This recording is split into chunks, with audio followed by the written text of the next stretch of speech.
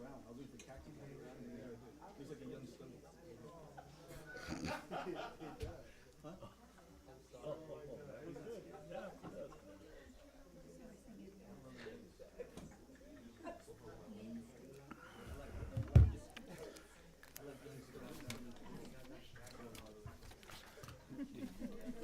Did you know something about all three of these pictures? You and Thomas. You just saw it, huh? Sure. Your high school picture right there. Perfect. Where's your medal? Yeah.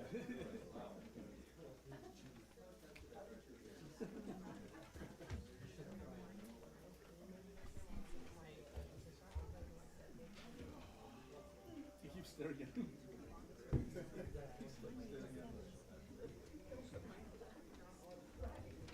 This one's for you, sir.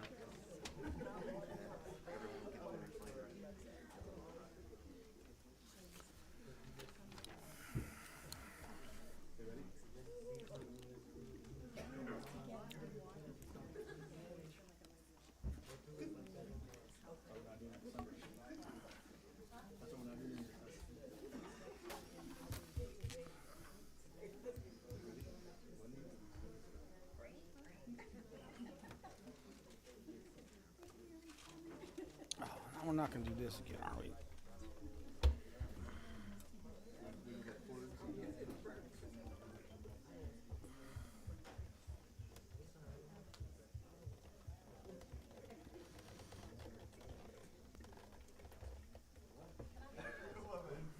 Don't touch it. Everyone ready? Don't touch it. Call to order. Tommy, please stand for the Pledge of Allegiance. Everyone please prepare yourself in an appropriate manner for the Pledge of Allegiance. Ready, begin.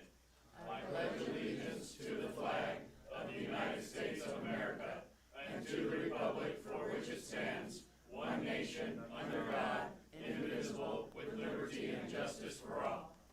If you wish to remain standing, please stand for the invocation by Reverend Casey Orndorff, First Assembly of God Church. Let us pray.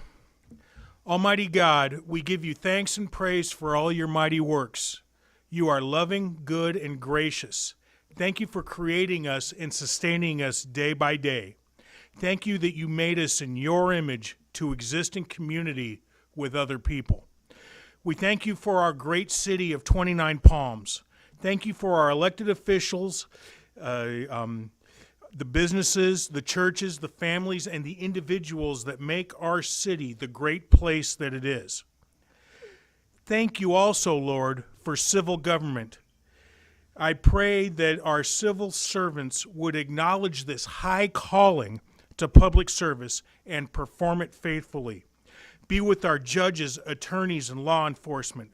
Grant that they would never neglect or abuse their authority, but that they would stand firm for truth and justice. Keep them safe from harm as they serve our community. Please protect our firefighters, paramedics, and emergency medical professionals as they so ably keep us from harm. I pray for this council meeting tonight. Give the council members wisdom and guidance as they deliberate on the items before them. May every decision be righteous in your sight for our benefit and for your glory, and may all discussion tonight be collegial. In the name of the Father, and of the Son, and the Holy Spirit, amen. Thank you.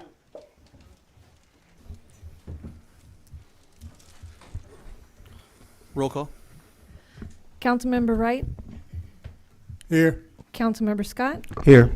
Councilmember Mintz, Here. Mayor Pro Tem Klink, Here. Mayor Bildering. Here. All present. No closed session announcements. Changes to agenda? None? All right. Announcements. These proceedings may be viewed on demand on the City of 29 Palms website at www.29palms.org. You may also live stream this meeting by going on the website and clicking on meeting agendas links. Awards, presentations, appointments, and proclamations. Number 1, presentation by Reach Out Yucca Valley on current projects.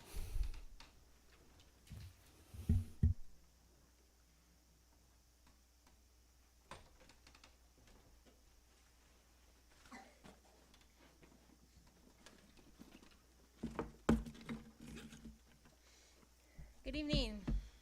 My name is Carrie Kish. I'm a program manager for Reach Out. I'm Victoria Borden, and I am the outreach specialist for the MAP program at Reach Out. My name is Reddy Santos. I work under environmental prevention, also outreach, Yucca Valley. Reach out. Next slide.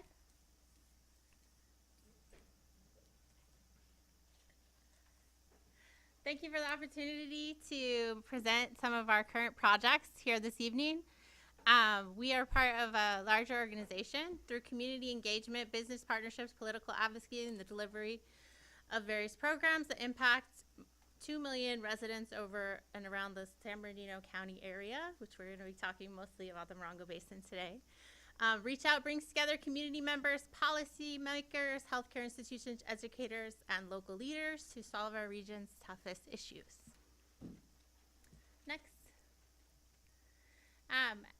Those of us before you today work with the Community Health and Policy team.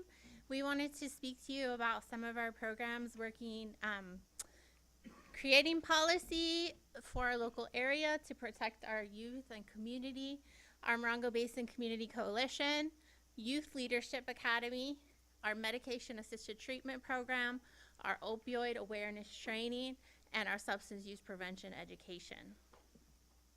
Next. So one of the things that we do is we go out into the community and we look at where substances are being sold and we look at what protections are there for youth. So the slides from up above are from our protection scans from last year, where we focused in on Yucca Valley. This year we'll be focusing in on 29 Palms, looking at things like where we sell alcohol, where we sell tobacco and cannabis products, and making sure that they're following all the regulations that are already in place to protect our youth, things like checking ID, proper signage, selling legal substances. Last year, we did quite a few products were confiscated when we went through and did our scans, partnering with tobacco regulations and the local sheriff's department due to they weren't supposed to be on the shelf. We also identified at least one place that was selling without checking ID. We observed one location selling to youth vape products. So these are types of things we just go in to look at, okay, what policy is already in place and is it being enforced? And if not, what can we do to support? So again, we're hoping to do that this coming year in 29 Palms. We also partner with organizations to provide prevention, education, and resources. So that's a picture from 29 Palms Junior High, another picture from the Marine Base, where we go in to provide educational services. We also support the Morongo Basin Community Coalition, which is a group of businesses, community members. We come together, we look at how we can support our community, how we can reduce substance abuse, substance use dependence in our area. So currently the project that they're working on is to try to partner with Community Action Partnership to bring mobile showers to 29 Palms, where we would partner with various local businesses to provide that for a day, and then at the next time provide it at a different location.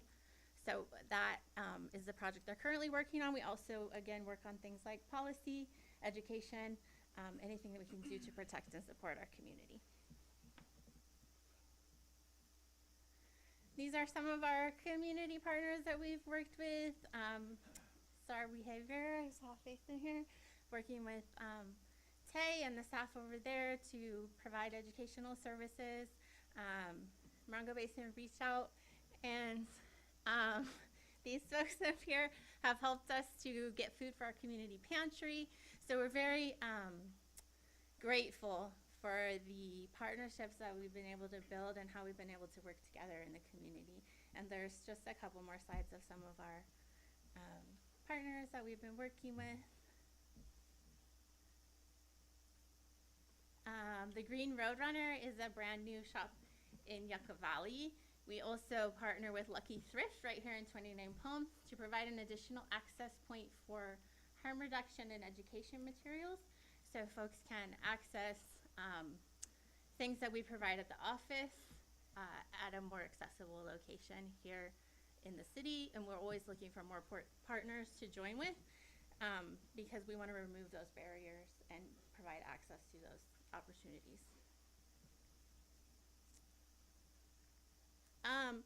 Like I mentioned, we partnered to create a mini food pantry. We have this available to all our participants that go through the medication-assisted treatment program, as well as community members. If a community member calls us and says, I have no food, we have a list of all the current food banks and places where they can access that, but also we have a pantry there. So if there's nothing available that day, they can come get a bag of food that's going to last for a couple of days. We don't want anybody to go hungry. By the same token, we provide some clothing as well. We actually have a couple partners that we can call and say, hey, we don't have an outfit for this person. We need this size, and they'll provide us everything that the shirt, pants, and shoes the same day or the next day, and that's been really helpful. Another resource that we can provide to those that need that assistance. Okay, now we'll talk about the medication-assisted treatment program. So it's an evidence-based approach to treating opioid use disorder. So it involves FDA-approved medication along with counseling and behavioral therapies to provide a comprehensive treatment approach for individuals struggling with dependency. So dependency is a chronic brain disease characterized by drug seeking and use that is compulsive or difficult to control, despite harmful consequences. The next slide. And then what is the MAP program? So treatment plans are individualized. We usually see people that are homeless or on probation that are trying to get off of drugs. The medications are adjusted to meet the person's needs, so not every dose is regulated for the same person. They're all different for each individual. It is a holistic approach to recovery, an integral part of comprehensive programs, and combines medication and therapy as well as counseling. And then these are the two physicians that we work with for the MAP program. So Dr. Saholtra here in 29 Palms covers our area of 29 Palms and all our individuals and clients that come from here. And then Dr. Casco is our doctor in Yucca Valley. Some of the benefits of the MAP program: it's reduced risk of overdose and death, improved retention in treatment program, and reduces cravings and withdrawal symptoms. It increases the ability to focus on recovery and rebuild and lowers rates of relapse and rehospitalization.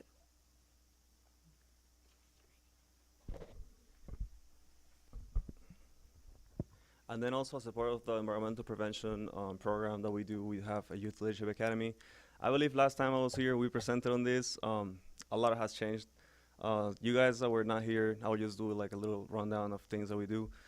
It's basically, a Youth Leadership Academy is basically a program that targets youth ages 13 to 17. So one of the things that we look to when it comes to environmental prevention and risk factors are like, is youth, are they like involved with like extracurricular activities? Do they have a clear plan after graduation? Do they have resume building skills? Do they have connections with the community, networking, right? So this Youth Leadership Academy is totally voluntary. It's open to students and it's open to community members. They go in and we provide all these things for free.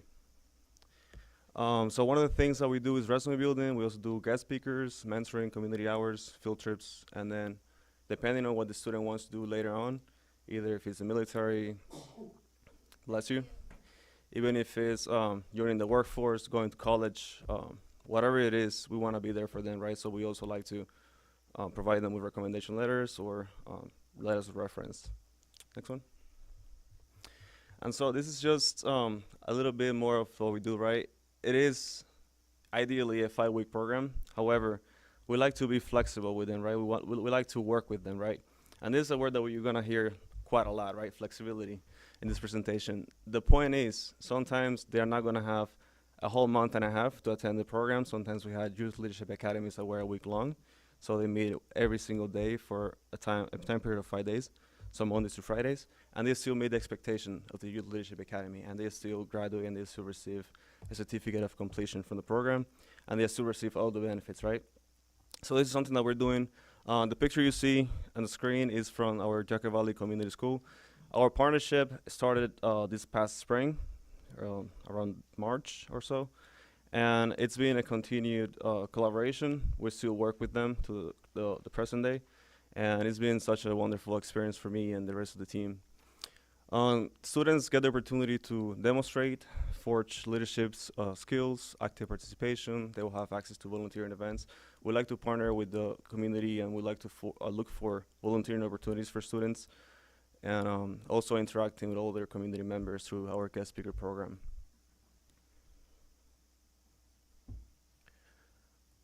Can we click the video? See if it works. Oh, it doesn't work. Oh, okay. No worries, no worries. Pretty much the video talks about restructuring things, right? Keeping things flexible, right? Because sometimes you have a structure, you have something that you want to achieve, but if your audience is not engaged, then your effort is really not going anywhere, right? And so with these students, I had an instructor, I had an idea of what I wanted to do, but once I went there, I had to pretty much change everything and restructure everything and pretty much make things a little easier and more interactive for them to pretty much benefit from what I wanted to teach them. And so every single student, every single group of students, every youth leadership academy that we have done, the students have a different need, right?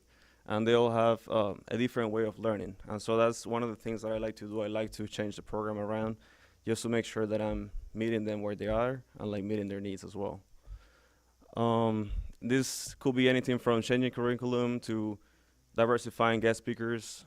By the way, if any of you would like to participate, if you know anybody that would like to participate in our guest speaker program, reach out to me or Carrie. We'll put you on the list. Next one. And this is just an example of the guest speaker program. This is Stephen Buchanan. He's a realtor here in Twin Palms. This was a request by the students. They also requested having a member of the armed forces come in, talk to them. They also requested a financial advisor come in, also talk to them. And so every single time the students request someone, I will try to make that connection. I will try to reach to the community. And this is something that I would like to highlight. It is necessary that the community steps up and they pretty much give these students, right, a good role model to look up to. Because a lot of times we hear, how do we fix like community problems, right? I believe the biggest thing that we could do is fix the problems from within our community, right? When you have these role models, when you have people that step forward and they say, hey, look, this is the way I've done it. You know, I also struggle. Just look at me. If I did it, you can do it as well. That is very powerful, and that changes the outcome of the student, and it changes the outcome of anybody, right? And so having this program also enriches the curriculum, and it also gives the students a role model to look up to. And this was just an activity that we did as our part of the Red Ribbon Week. This last week that passed, it was on a substance use prevention week. So we did a little bit of an activity, right? And then as a part of a donation to the community school, we donated a heavy bag. And it was a very symbolic thing, right? Because besides the work, the teamwork that they did, filling it up, putting it together, we also left a little message that was buried within the sand. Within that message, I cannot give you the full details on it, but I will tell you this much. They pretty much buried things that affected them at a personal level. So it is a very symbolic thing. Every time they get to see the bag, every time they get to punch it, it's like if they were beating on their problems, right? And so it's just a way of solidifying our connection between the two organizations. And then the theme for the week was Life is a Movie, Film It Drug-Free. And then I like to add a little bit of my own, which is fight for your dreams, right? You need to be able to fight for your dreams and stand up for what you believe on. And this is just so far what we've done. We did a Youth Leadership Academy at the Community Day School in spring. Then we moved on to 29 Palms High School. We did a Youth Leadership Academy in there as well for the summer class students. And then again, we're doing a continuation program with the Youth Leadership Academy, Yucca Valley Community Day School, which is still currently ongoing. And the picture you see is just a little something. It's just an appreciation thing that we do. We do a graduation day. We buy them some cake, we do some drinks, and we give them like certifications of accomplishments. And then I also give them my business card, like if they would like to follow up, if they need, anything, a recommendation letter or anything, like they could also reach out to me. And so it is a learning experience, right? I would say what I learned from this program is a lot of students, they struggle. A lot of students, first of all, they don't have the support. sometimes from family members. Some of them are in very awful situations. Some of them experience homelessness. And so, again, being flexible with them, understanding them, right, meeting them where they are, and then also stepping forward and saying, hey, look, I can help you with this, I can help you with that. Having the community be there, be present, show support. It is so, so important, right? And so, again, if they like this support from the community, their family members, institutions that don't really care about them, they're really not going to go anywhere, right? Or they're simply going to try to go away, right? If they do have that support, they might just stay here and also be part of this wonderful community here in the Morongo Basin. And this is one of my favorite quotes, which I researched and it stuck with me throughout this time. It basically says, treat a man as he is and he will remain as he is, right? If you go on and you judge someone and you treat someone based on that judgment, they might as well just act upon that judgment, right? Now, however, if you treat someone as he can be and should be, then he will be and should be, right? As what you're expecting them to be. If there's a positive expectation, they will meet that expectation, right? That is just something that I like to highlight, and I'm extremely thankful and grateful for this experience. And I'm just looking forward to keep on expanding this opportunity to the rest of the Morongo Basin.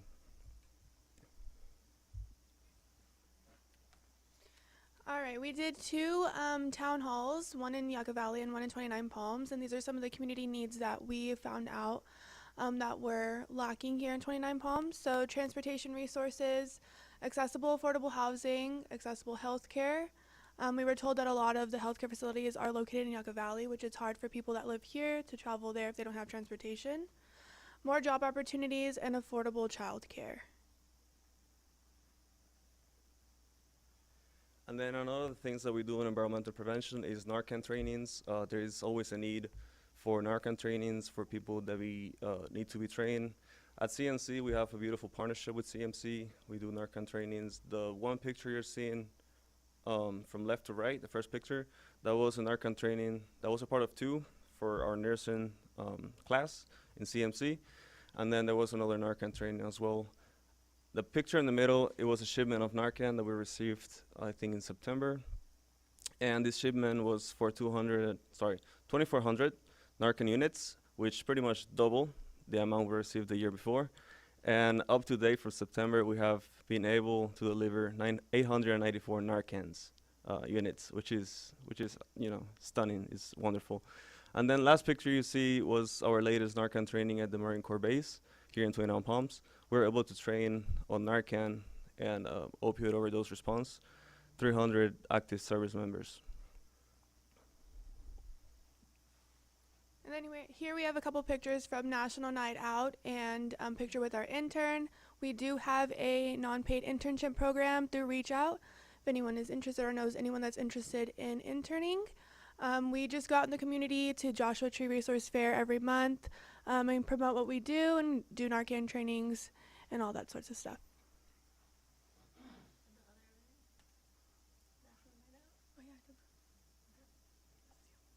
Okay.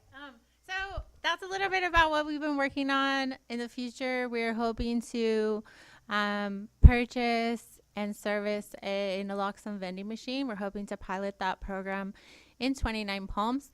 We've been in communication with other successful programs in the state and have been doing a lot of research. And one of our goals is to reduce the number of deaths that are preventable, so that you can't help people treat their illness if you don't save their life first. So that vending machine would just reduce some more barriers to accessing that life-saving medication, as well as give us an opportunity to educate and provide educational information.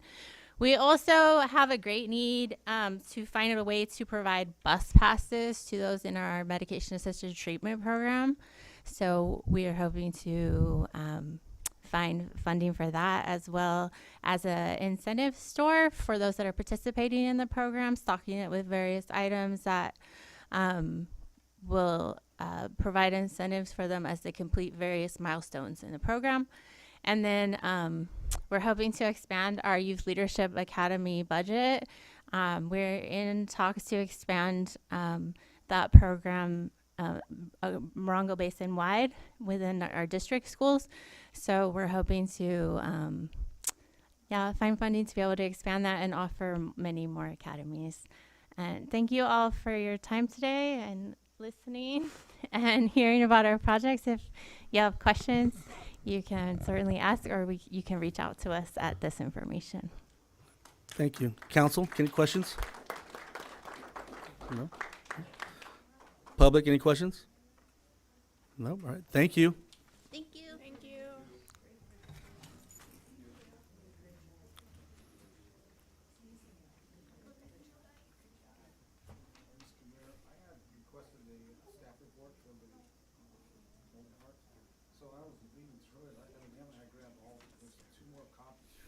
Oh. You guys want?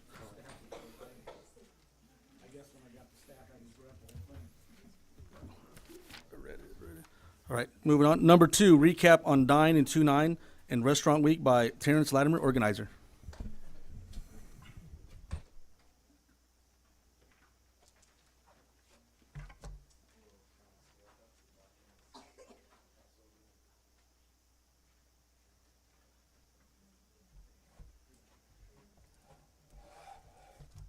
Oh, oops, I think I actually did.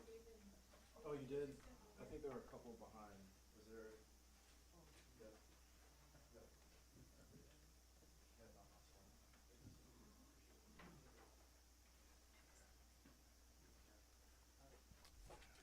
All right. Well, first and foremost, this meeting or this update should be quick, hopefully. I primarily wanted to come here and to say thank you to the council for the early support of our 29 Dines initiative. We had a relatively successful event that we wouldn't have been able to do without your support, as well as some of the community buy-in that we were able to receive. So just as a thank you for your support, to also communicate what that investment looked like and how we plan on taking some of the lessons that we learned this past time around for next year, and hopefully we're able to do it a little bit better next time. But again, just wanted to say thank you. I think that we were successful in our primary objective of showcasing local culinary talent, of strengthening community ties, of driving economic growth, and creating a vibrant experience for our residents and tourists alike. Can we go to the next slide? So September 22nd through the 29th, through, again, council support as well as some of the organizing we were able to do, we had a one-day food festival that took place in collaboration with our friends over at Taste of the Desert. That also kicked off a restaurant week here in 29 Palms. In terms of some of those highlights, we saw a unique blend of local cuisines, from barbecue to Asian-inspired dishes that reflected some of the cultural diversity that we have here in 29 Palms. And I think that we were really just pleased in terms of how we were able to create a welcoming space for locals and tourists alike. If we were just sort of considering what the event itself was, we saw a lot of foot traffic. It was a very community-oriented event. We were there all day. It was about 9 hours.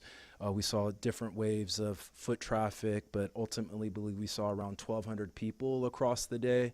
And that was a mix of locals as well as some of the visitors that were visiting 29 and the Joshua Tree National Park that day. Can we see the next slide, please? So in terms of our, the impact or the metrics, again, I think the big number for us were the 1,200 people or so that we saw throughout the day. We're still collecting some of our data, if you can imagine, just interviewing all the different vendors and people in order to get an accurate picture of exactly what we're able to accomplish. Can be a little bit tricky, but we're still working through that. What we do know is that we were able to generate at least $25,000 for some of our food vendors that participated that day, with various levels of success with some of our restaurant partners, immediately following that. We had over 20 vendors that participated in the event, and that, again, supported local businesses and food artisans. We had about 4 or 5 food vendors that actually completely sold out of food that day, and they were just really pleased and gave us all sorts of feedback on ways to improve the process for next time around. And, I know like some of the marketing and social media stuff can feel a little bit wishy-washy, but, we did generate 100,000 digital impressions, digital eyeballs on some of the content and marketing that we did, which in my opinion helped to boost 29 Palms as or visibility as a destination. Can we go to the next slide? Yeah, and so, in our opinion, once we get that much better about, working with some of our food vendor partners at the beginning of the event, during the event, and even, some of the work that we can do after the event, in my opinion, it offers a ton of opportunity around economic development here in the city. We definitely saw significant sales and new customers that were able to come through. And the metric that we always go back to is that tourists spend about 25% of their budgets on food and drink. And being able to, coalesce around the culture of food and the restaurants that we have was just a real nice opportunity for collaboration, for letting tourists know how to engage with our community versus just coming in and, taking advantage of stuff. And so, it was just a really nice compliment, in my opinion, with some of the great work that council has done with Freedom Plaza, as well as the relationship that we've been developing over the years with the Joshua Tree National Park. Can we go to the next slide? Thank you. So if we're just doing a quick history lesson, we applied for the community events grant in 2023. Based off of council's hopes and recommendation for us, we generated over 17 letters of support from local food service providers. Once we, got the approval for the grant, we ended up combining forces with another one of the applicants, Tastes of the Desert, who then ultimately, we ultimately decided to integrate forces and, sought to generate additional support here in the city, where we were able to generate a letter of support from the T-bid and, had, partners like Copper Mountain College, as well as the Joshua Tree National Park Association, who participated and helped to amplify some of the work that we were doing. Again, like the feedback that we got was that everybody had a blast and they want us to do it again. So, our plan is to, we're seeking council support for 2025, where the goal is for us to do 2 of these events per year, one, leading into the summer months and then one immediately after. So our thinking is that we're going to announce our May event here in the next couple days or couple weeks, and then, use some of that framework that we've been able to develop to look through at repeating, next year in September. Next slide, please. Thank you. Again, we have a ton of ideas on ways to improve the process. Already, some of the food service providers and vendors that participated in the food festival have reached out to us about potentially getting into their own brick and mortar restaurants, for example. And so we've been helping to coach and guide them on that. My real desire, based off of, my bailiwick around food policy, is identifying some of the food nonprofits or, some of the organizations that are working related to homelessness and the unhoused in order to offer some sort of benefit, as well as, again, just seeking additional ways to expand community engagement. Some of the ideas that have been, thrown out there are, can we donate food, or can we maybe figure out Palm Springs, for example, has a gift card program for all of the restaurants that, participate in some of their restaurant week activities, or whether it makes sense to maybe figure out some sort of food delivery app, or something along those lines. I think the sky's the limit, and we're just really excited about, the potential based off of, again, the framework that we've had thus far. And that's all that I've got. I've got lots of photos that, we'll be going to be sharing later, as well as a video. But, I'm here for any questions and answer any concerns. Council? Thank you, Mr. Latimer, for this presentation of the food festival this year. I attended it. It was well attended, and it was well organized. And I think you did a really good job.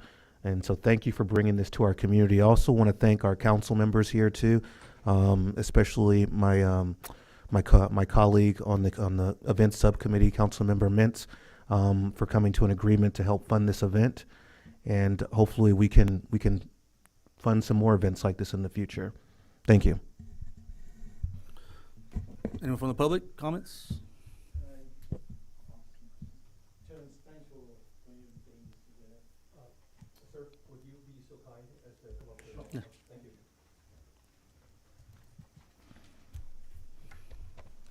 Thank you, Mayor. Terence, you said you had about 20 plus vendors and about 1,200 people attended.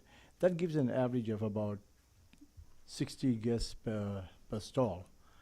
And did you have vendors from outside the area? Correct, yes. So don't you think based on that number that moving forward in the future, you should just keep it to our local people that provide services in our community? Yeah, I think, ultimately the goal is for this to really be a community event that the food service providers are able to do. I think brass tacks, not everyone has either the resources, the training, or even some of the skill sets, if we're being perfectly honest. And so some of that is how are we assessing some of our vendors and ensuring that they've got like the right paperwork and certifications, that we're able to do things healthily and properly versus the interest that we have, right? There's a ton of interest for people that are interested and want to sell the food but haven't done some more of the practical steps of preparing themselves. Ultimately, that is the goal, is to provide them a path to train, to get worked up, and be able to offer their food businesses legally and compliantly.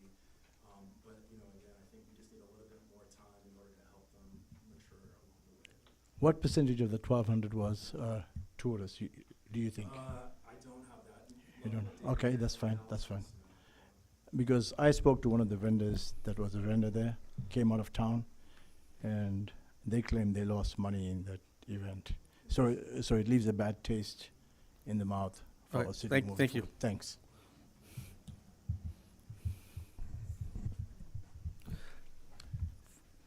No more up here? Inaugural one, first one was nice. I'm looking forward to May. I had a blast, so I look forward to your future events. Thank you. Thank you, appreciate it.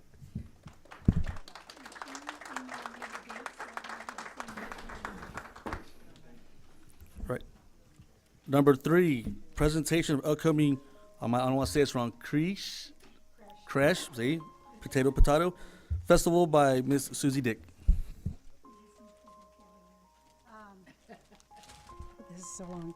Thank you, Mayor and Bill Duran and the city councilmen and all the city staff who have made this meeting possible, and for giving me an opportunity to share with you about our celebration of the birth of Jesus Christ, or our Creche Festival. It's being held at the Church of Jesus Christ of Latter-day Saints in Yucca Valley. And before I get too far into my presentation, can we show the video? Oh, well, they can see the pictures then.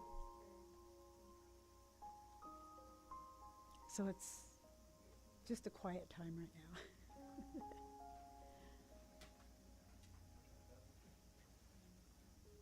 Angels we have heard on high, sweetly singing o'er the plains and the mountains in reply.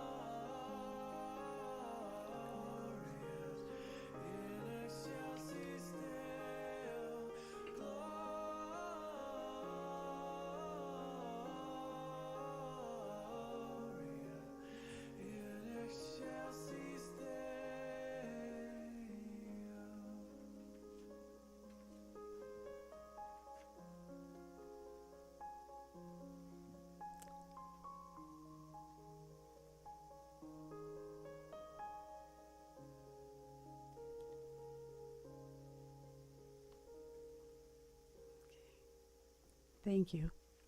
So that was what we did last year, and we're going to try to do the same thing this year, only a little bit more. So the event is open to all of the communities. We have people from as far as Palm Springs. Well, actually, my daughter's coming from Utah to perform, and 29 Palms. We have people that bring their nativities and share them with us, as you could see, each one of the nativities is different and it's unique. And what's so fun about it is everybody brings their own nativity and they set it up themselves. And you know, I was just amazed at how many we got. I think 120 nativities, and everyone was different and everyone was unique. And and everybody that brought their nativity in had a story that went with it, which was really fun. So we have music starting at 10 o'clock in the morning, and we end about 5 o'clock. And we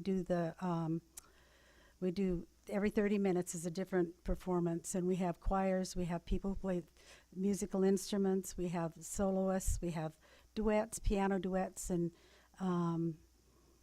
we have one young lady who is about 16 or 17 years old who taught herself to play the piano by watching YouTube, and she's written her own composition for this program, which I'm just can't wait to hear it.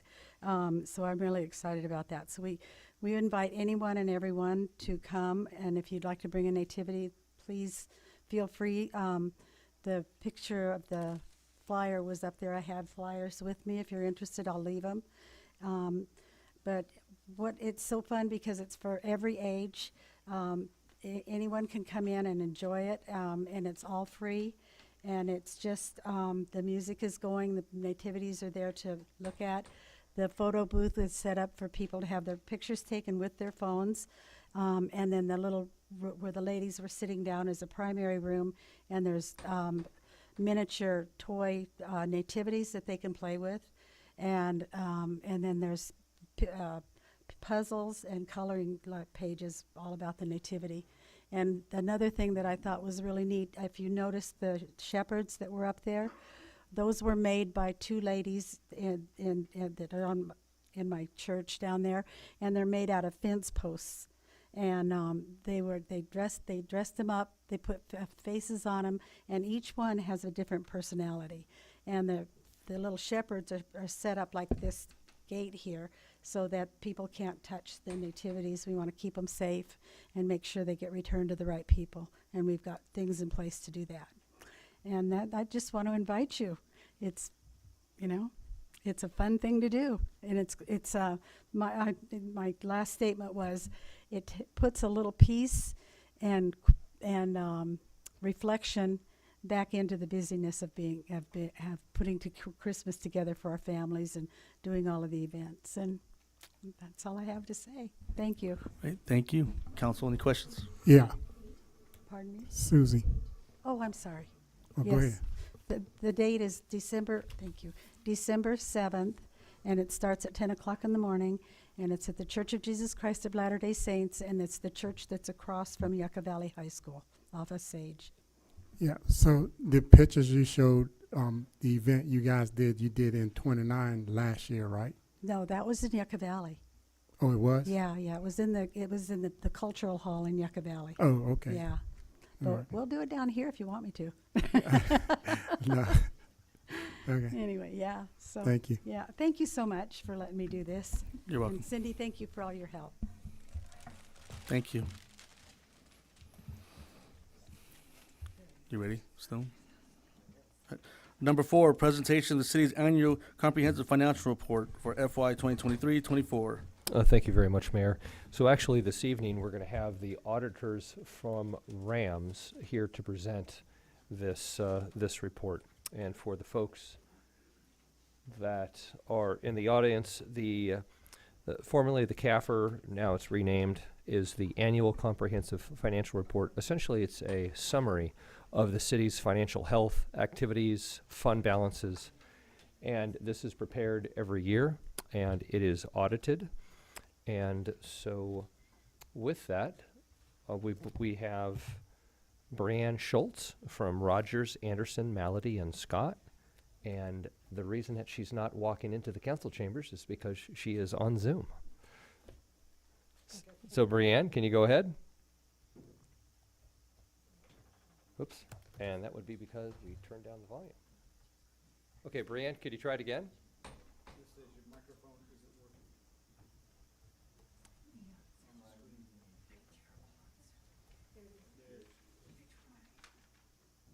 Good evening, everyone. I don't know if I can be seen or heard, though, because I cannot see or hear. We can hear you. But that doesn't help.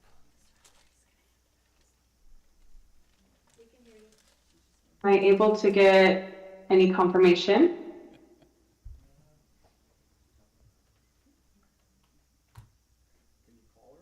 I am. God damn it.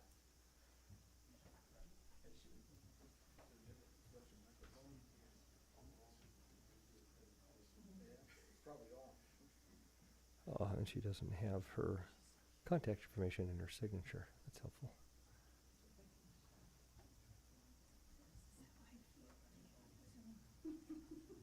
Unfortunately, she doesn't have her contact information in her, which is always a favorite.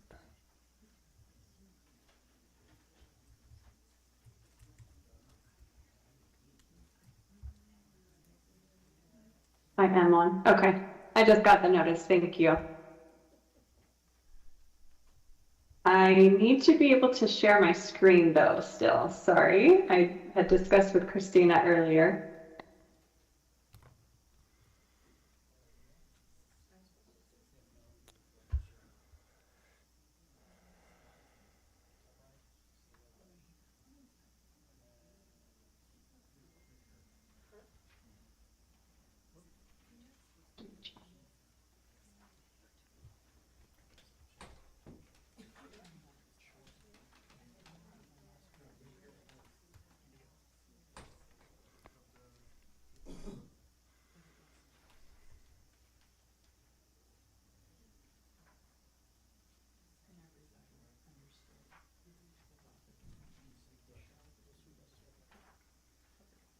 I don't see a share function.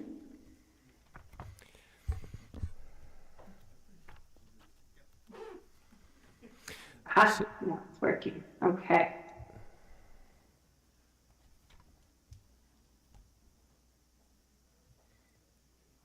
Well, you should hopefully be able to see my presentation. All right. I guess Stone, message me on the chat if there's any issues or technical difficulties. But good evening, Honorable Mayor, City Council. Thank you for having me this evening. My name is Brianna Schultz. I'm the partner at CPA firm Rogers Anderson, Malady and Scott. We just go by Rams. We're based out of San Bernardino.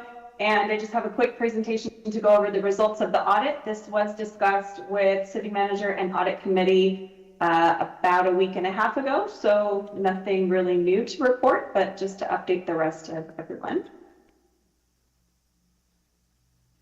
So briefly, I'm going to go over the responsibilities of the auditor. So we are auditing the city's financial statements in conformity with many different pronouncements. U.S. generally accepted auditing standards and government auditing standards are the first key, in addition to GAAP, generally accepted accounting principles. So ultimately, the city received an unmodified opinion, which is the highest level of assurance that an audit firm can provide. And we assisted Finance Department with drafting that annual comprehensive financial report. We call it an ACFR. And the city received the GFOA award for financial reporting excellence in fiscal 23, and we are submitting again for 2024. Responsibilities of management is for the preparation and fair presentation of those financial statements. That really includes the design and implementation of internal controls, maintaining those processes to make sure that no errors can slip through the cracks. And ultimately, they're responsible that those financial statements are free from fraud or error as well. So the audit process has multiple phases. So we have the first phase is the interim portion of the audit, which takes place in the summer, late spring, early summer.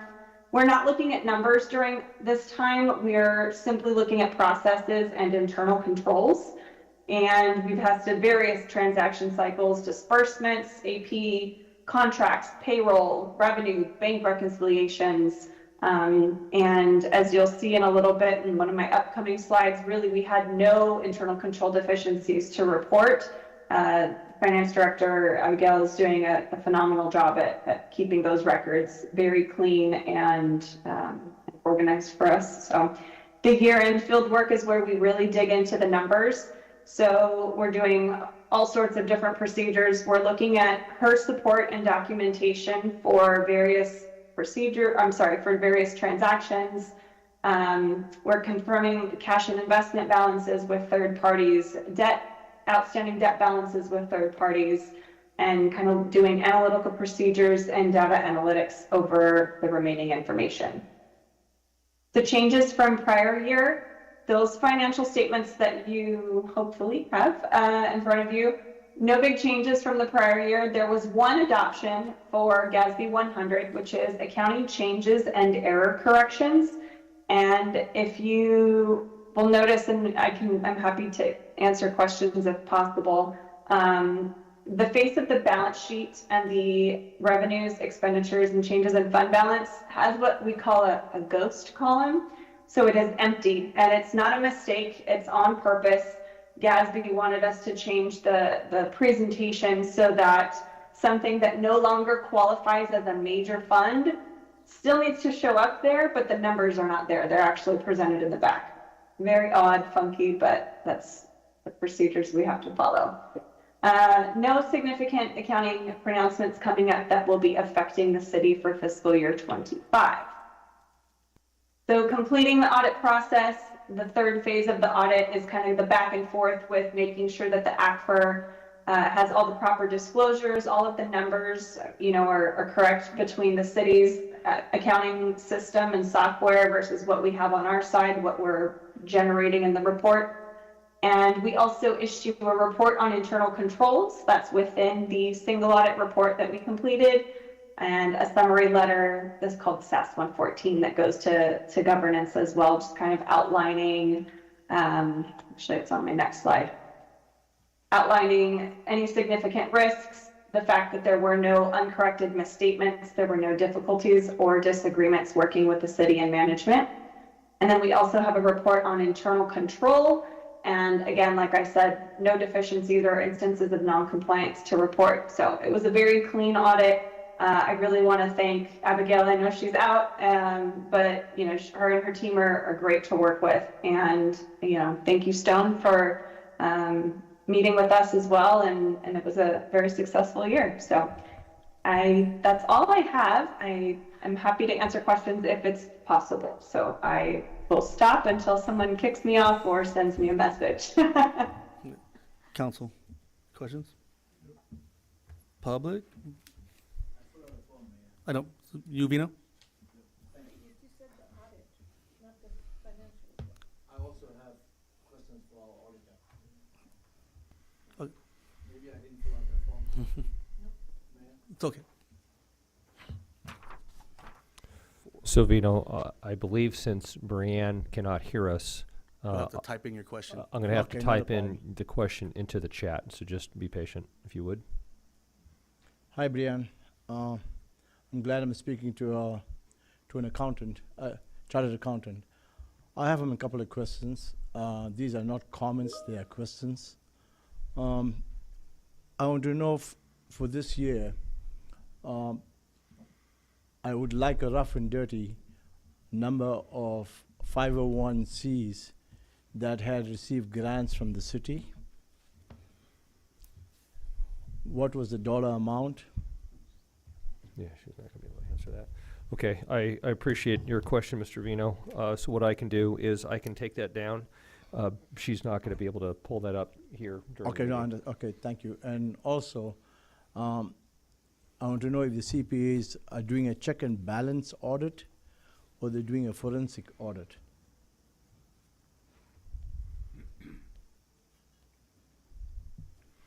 So let's see here. And it was 501c3s that receive funds? The number that receive funds and the dollar amount.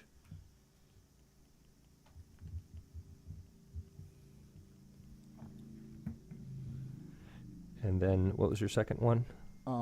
Is the CPA doing a check and balance audit, or they're doing a forensic audit?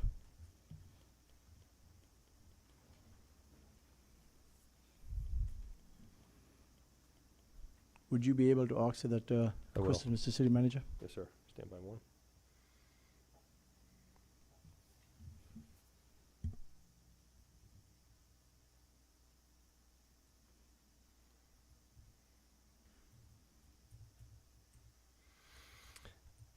This question is in regards to the type of audit you conduct. Is the audit you're conducting a checks and balance audit, or is it a forensic audit?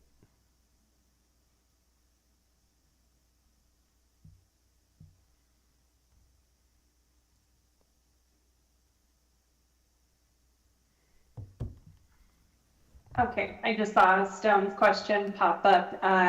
Is the audit a forensic audit? It absolutely is not. So our job is to provide reasonable assurance, not absolute assurance, that the financial statements are materially or fairly stated. A forensic audit would be extremely costly to the city, and at this point, as far as we are aware and management is aware, there is no need to conduct such an audit. So if we come across anything, any instances of fraud or non-compliance, we are required to inform city manager and council of those instances, but we did not have any of those. I'm sorry, on a check and balance audit, you will not be able to very catch good. things. And I think, Mayor, that... Are there any other questions, Stone? And I think, Mayor, that moving Very good. forward, that Okay. we should look at a forensic audit for our city. Thank you, Mr. Vino. Thank you. Was your second question part of number 5, or are you going to come up again? No, that's part of the... 4 and 5? Okay, I just want to make sure I don't call you twice. We good? So, Yeah, I don't believe there's any other questions from the audience. council, you got any? Nope. Okay, I'll let you get time to disconnect her. Okay. If you need to. She's on the next one too? No, I am. Okay, so I'm I can, doing the second one. yeah. If she doesn't stare at us. Okay, very good. Okay. She's like, Thank you so much. Have a good evening, everyone. she's all awkward. All right, number 5, single audit report on federal awards for fiscal year 2023-24.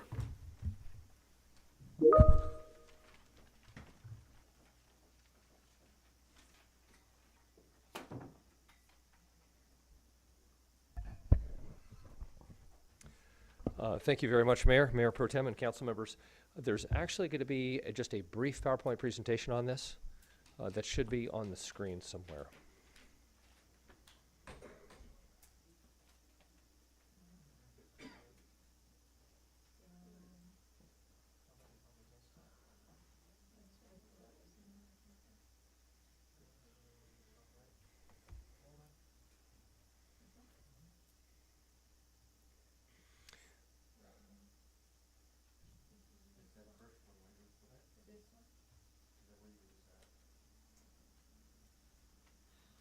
Can you go to the left about an inch?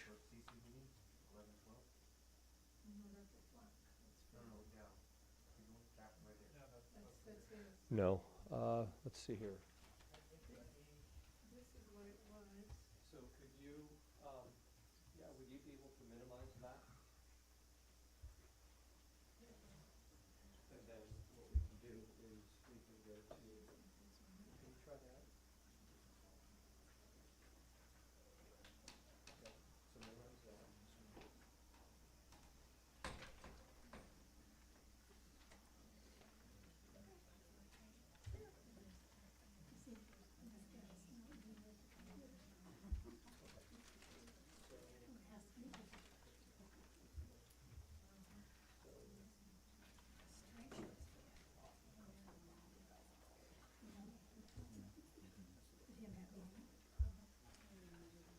Okay, Mayor Pro Tem. So essentially, the single audit is an audit of when you receive federal funds in the amount of $750,000 or more, the entity receiving those funds has to conduct an audit to ensure that they comply with all of the requirements that the federal government has in terms of fund accounting and utilization.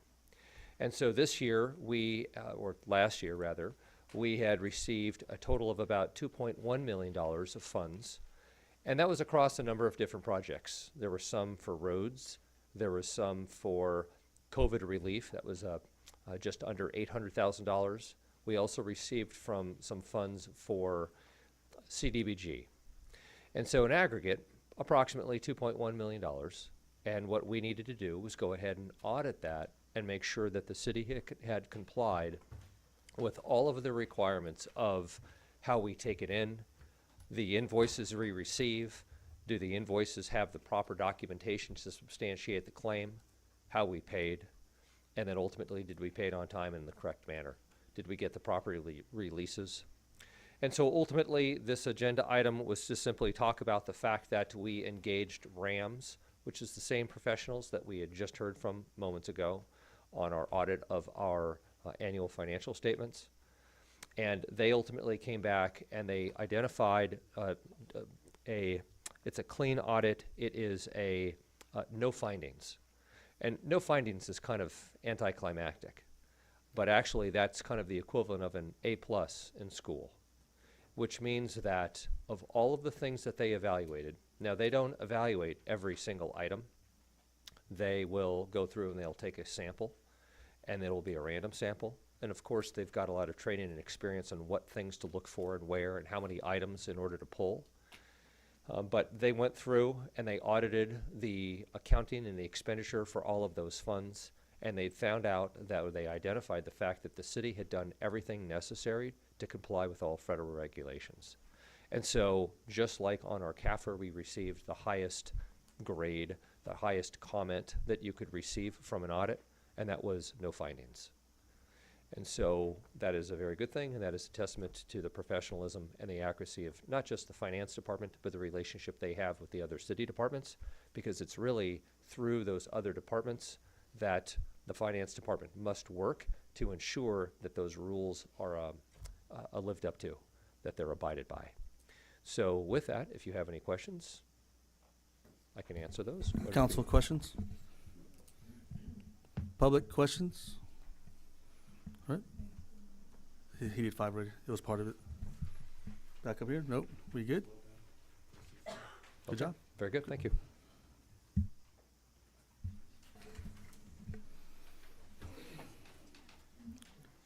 Number 6, presentation by the San Bernardino County Sheriff's Department on the new flock camera system. Thank you, Mayor. So we're going to have Lieutenant Al Huff from the San Bernardino County Sheriff's Department. He's going to come up and he is going to give a presentation on what these devices do and how they can benefit a community. Mayor Pro Tem, congratulations, by the way. Council, thank you for having me here today. So today I'm going to go over a couple things, and the priority today is present you a little information on the flock camera system. So a couple things that I'll be presenting today. Are basically the mission and vision statement of the Sheriff's Department, how the Sheriff's Department uses innovation and technology to provide quality services, using flock as a necessary tool or an industry standard to achieve what we're trying to actually accomplish with our department. A couple success stories that we've already utilized, a couple success stories using this system, the data from this system. And finally, what I'll do is I'll bring up Jesse Mund, who is the account manager for Flock, who is actually partnering with us, the town of Yucca Valley, and obviously the city of 29 for this project.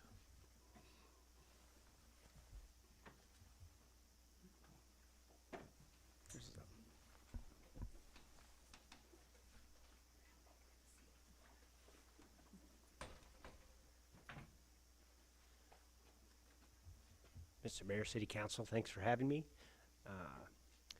Lieutenant Huff asked me to come up today to give just a quick overview of the flock system, kind of who we are as a company, what we do. As you saw in our mission statement, we are a technology company based out of Atlanta, Georgia. We've been working in the state of California for nearly 5 years now. The goal is public safety is a right, and the focus is to involve the entire community to keep the community safe. So what we're looking at here is a general paradox across the country. In essence, law enforcement has less manpower, less resources, and an increasing population. So they're looking for methods and mechanisms and technology that can help them ethically and to do so objectively, help them resolve cases faster to provide a safer community for everyone. So next slide, please. So a couple things about the company and our mission statement. You know, the technology multiplies the force. We want to do this objectively. We do not want to have subjective data, subjective evidence, and engaging the community support as we grow. So our tools are available to the public sector, to the private sector, and to commercial businesses across the country. Next slide, please.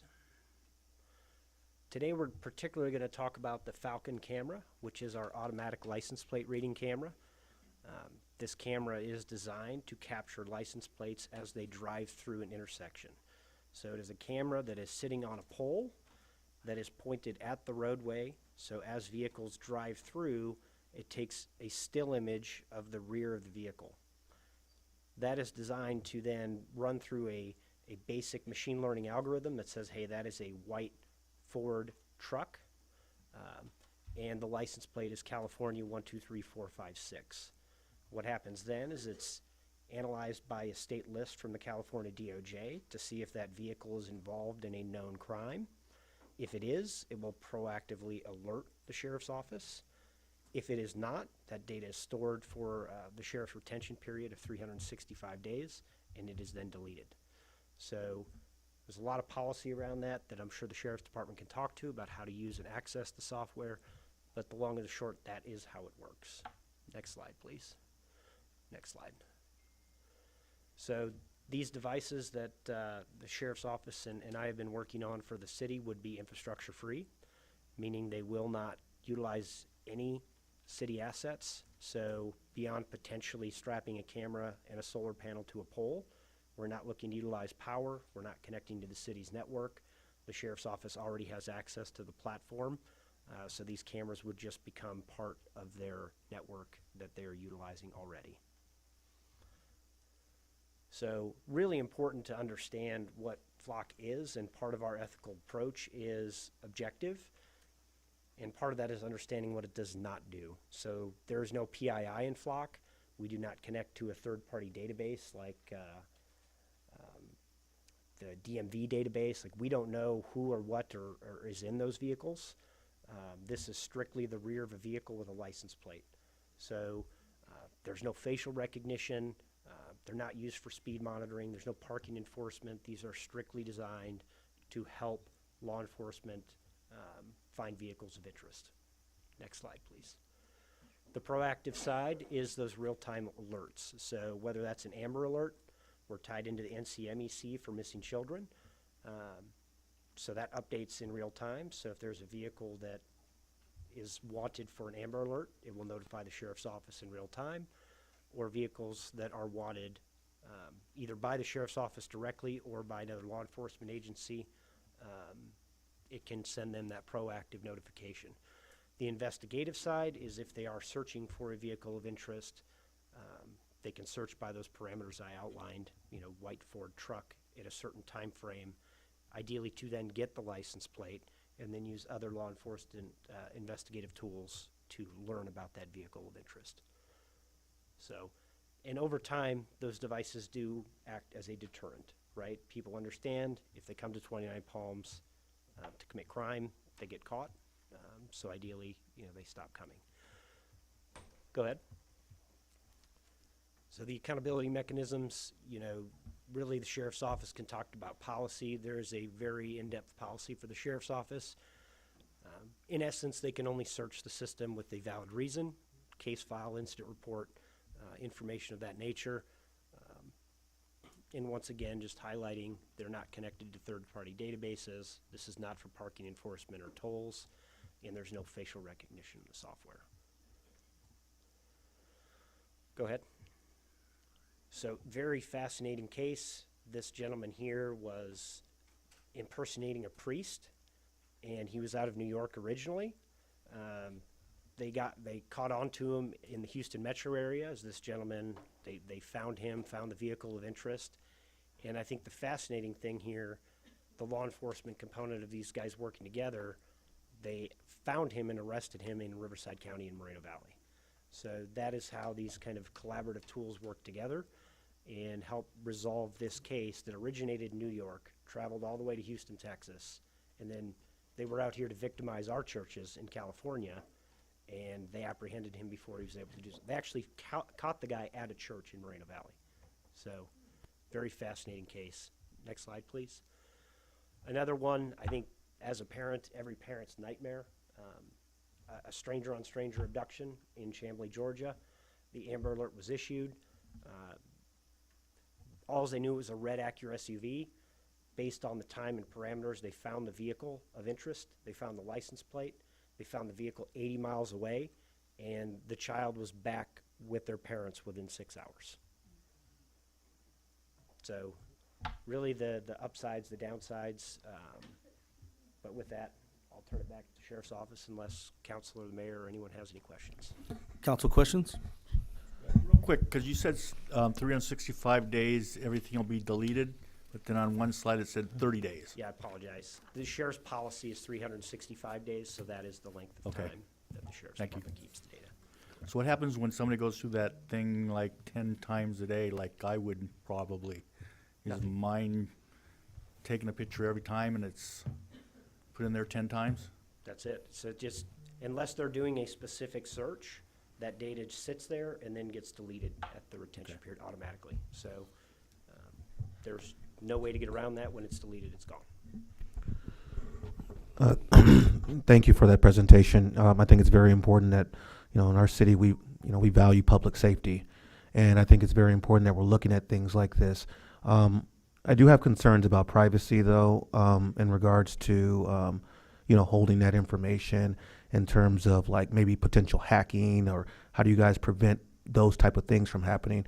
I know it doesn't store the information like social security numbers and stuff like that, but anybody that has if you could, it's easy to find somebody just by looking at their license plate number. So that's enough information, right? If you were to go look out on the road and see a car with a license plate, would that tell you much?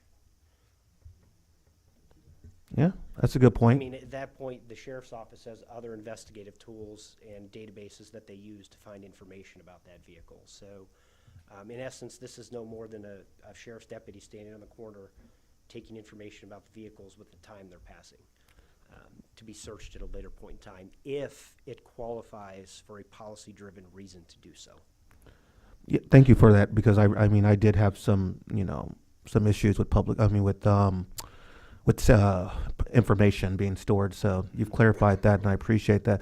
One thing that I think that's happened in this community is that people come from the lower end of down below, and they come up here and they commit crimes, and then they go back down 62. And so maybe a system like this is going to be able to help us. Public, anything? Nope. Back up here. Thank you.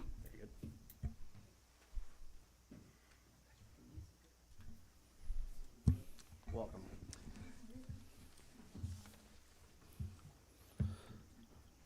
You're good? I should have a little presentation, though. It should pop up here in a minute.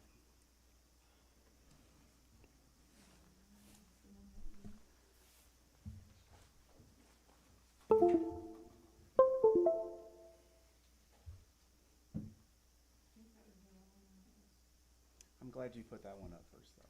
That worked out well. Nobody knows.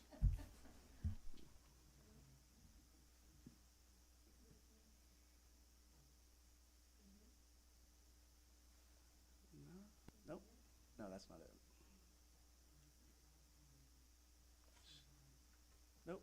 That's not it. Should be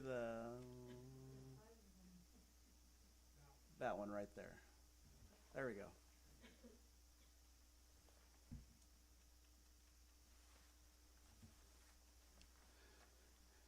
All right. Welcome again. My name is Lieutenant Huff with the Morongo Basin Sheriff Station. I oversee the day-to-day overall operations of the Sheriff Station, which covers the unincorporated areas of the Morongo Basin, City of 29 Palms, and Yucca Valley. As you all know, we cover a vast area, the largest in the county, approximately 2,700 square miles, with just a handful of deputies.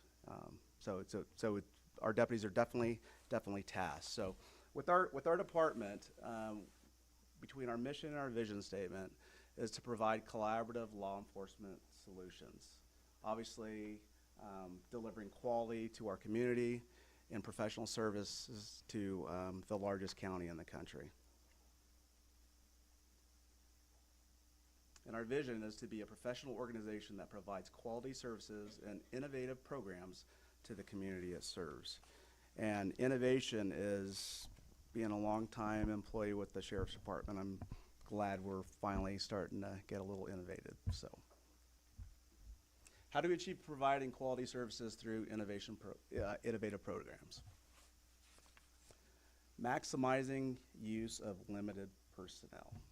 And so when we talk about maximizing the use of our limited personnel, number one, which is in my belief, that victims have been forgotten in law enforcement. They absolutely have. The victims, in my belief, and every partner that I work with, and the sheriff, the victims have to be number one priority in our community. Second is target-specific enforcement.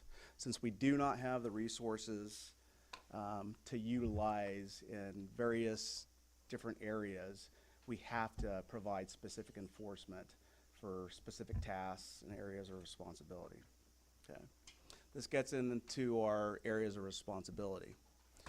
We have investigations, our traffic division, community-oriented policing, and our school resource officers. So without these specific areas of responsibility, it would make our job much more difficult. However, as previously mentioned, we have limited personnel, not only in 29 Palms, but the entire Morongo Basin. So, you know, regardless of the amount of miles that our deputies are traveling each day. Technical and transformational ideologies. As previously mentioned, I'm glad our department is really getting big on innovation. And one of the ways that we can really get big in innovation is the use of the flaw camera system. Augmenting this technology and the equitable and fair use of this technology is what's going to provide extreme public safety to our community.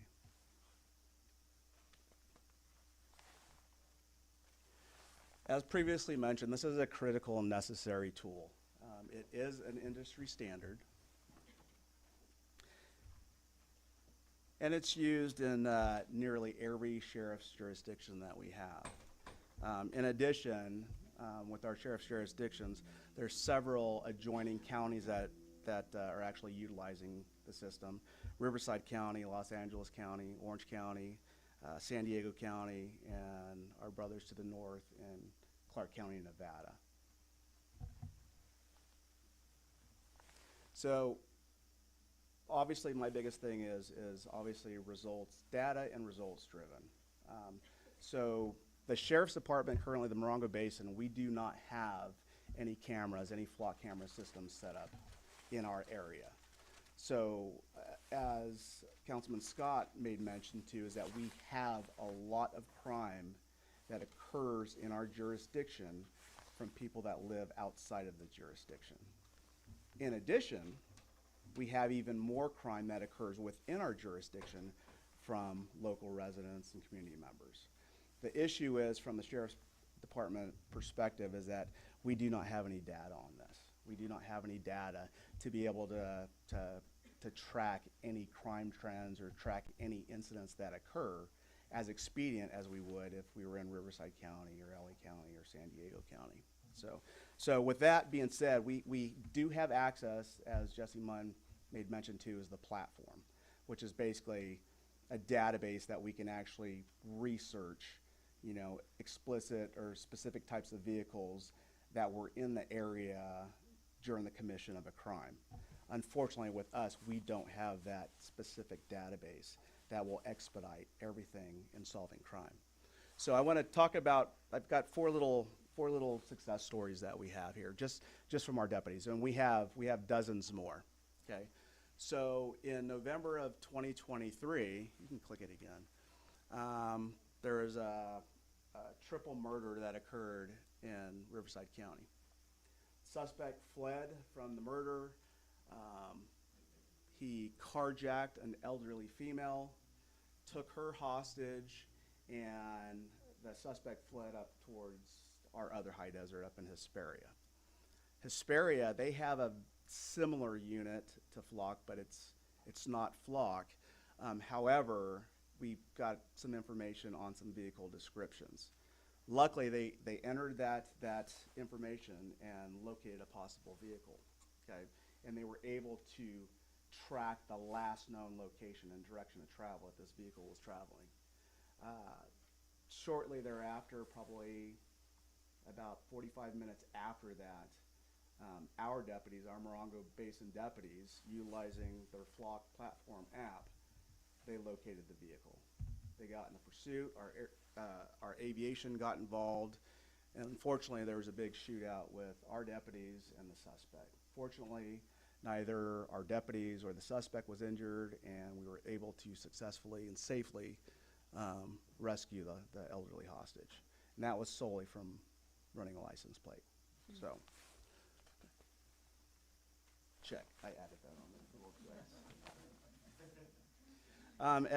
As most of you may remember, we had a missing Chinese national Feng Jin. You can hit click again. So this is one of the instances where having the access to this system, instead of recovering the remains, her remains, and Mr. Fitzpatrick's remains, we would have actually probably made a rescue on both of these parties. So this occurred back in July of 2023. I think mostly everybody's kind of familiar with this case. There was nothing critical about her missing. I was talking back and forth with the Chinese consulate. There was something suspicious. She wasn't returning any phone calls and whatnot. Coming to find out, her phone was off. She wasn't getting any reception. Well, so we went ahead and entered her as a missing person. After about 3 weeks, we were investigating. This was our priority case at the time. Was the Jin who was missing? We identified Fitzpatrick, and unfortunately, after 3 weeks, we were able to identify his vehicle. Number one, we were able to identify him. We were able to identify his vehicle and license plate. We entered that vehicle in Flock, and unfortunately, we were about 3 weeks late. Flock automatically gave us basically their direction of travel everywhere they were going, and then they ended up in the Anza-Borrega Desert, where they ended up getting stuck. Unfortunately, they were stuck out in the desert and both succumbed to natural causes. So this is something where time is of the essence, and having critical data, critical technology to help us with our investigations, we would definitely be rescuing these folks versus a recovery.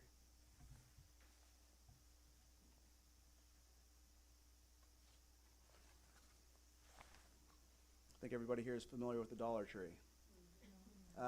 Unfortunately, the Dollar Tree, as Councilman Scott was just mentioning, this is exactly what we're talking about, or exactly what you were talking about having out-of-towners coming up to the Morongo Basin committing crime.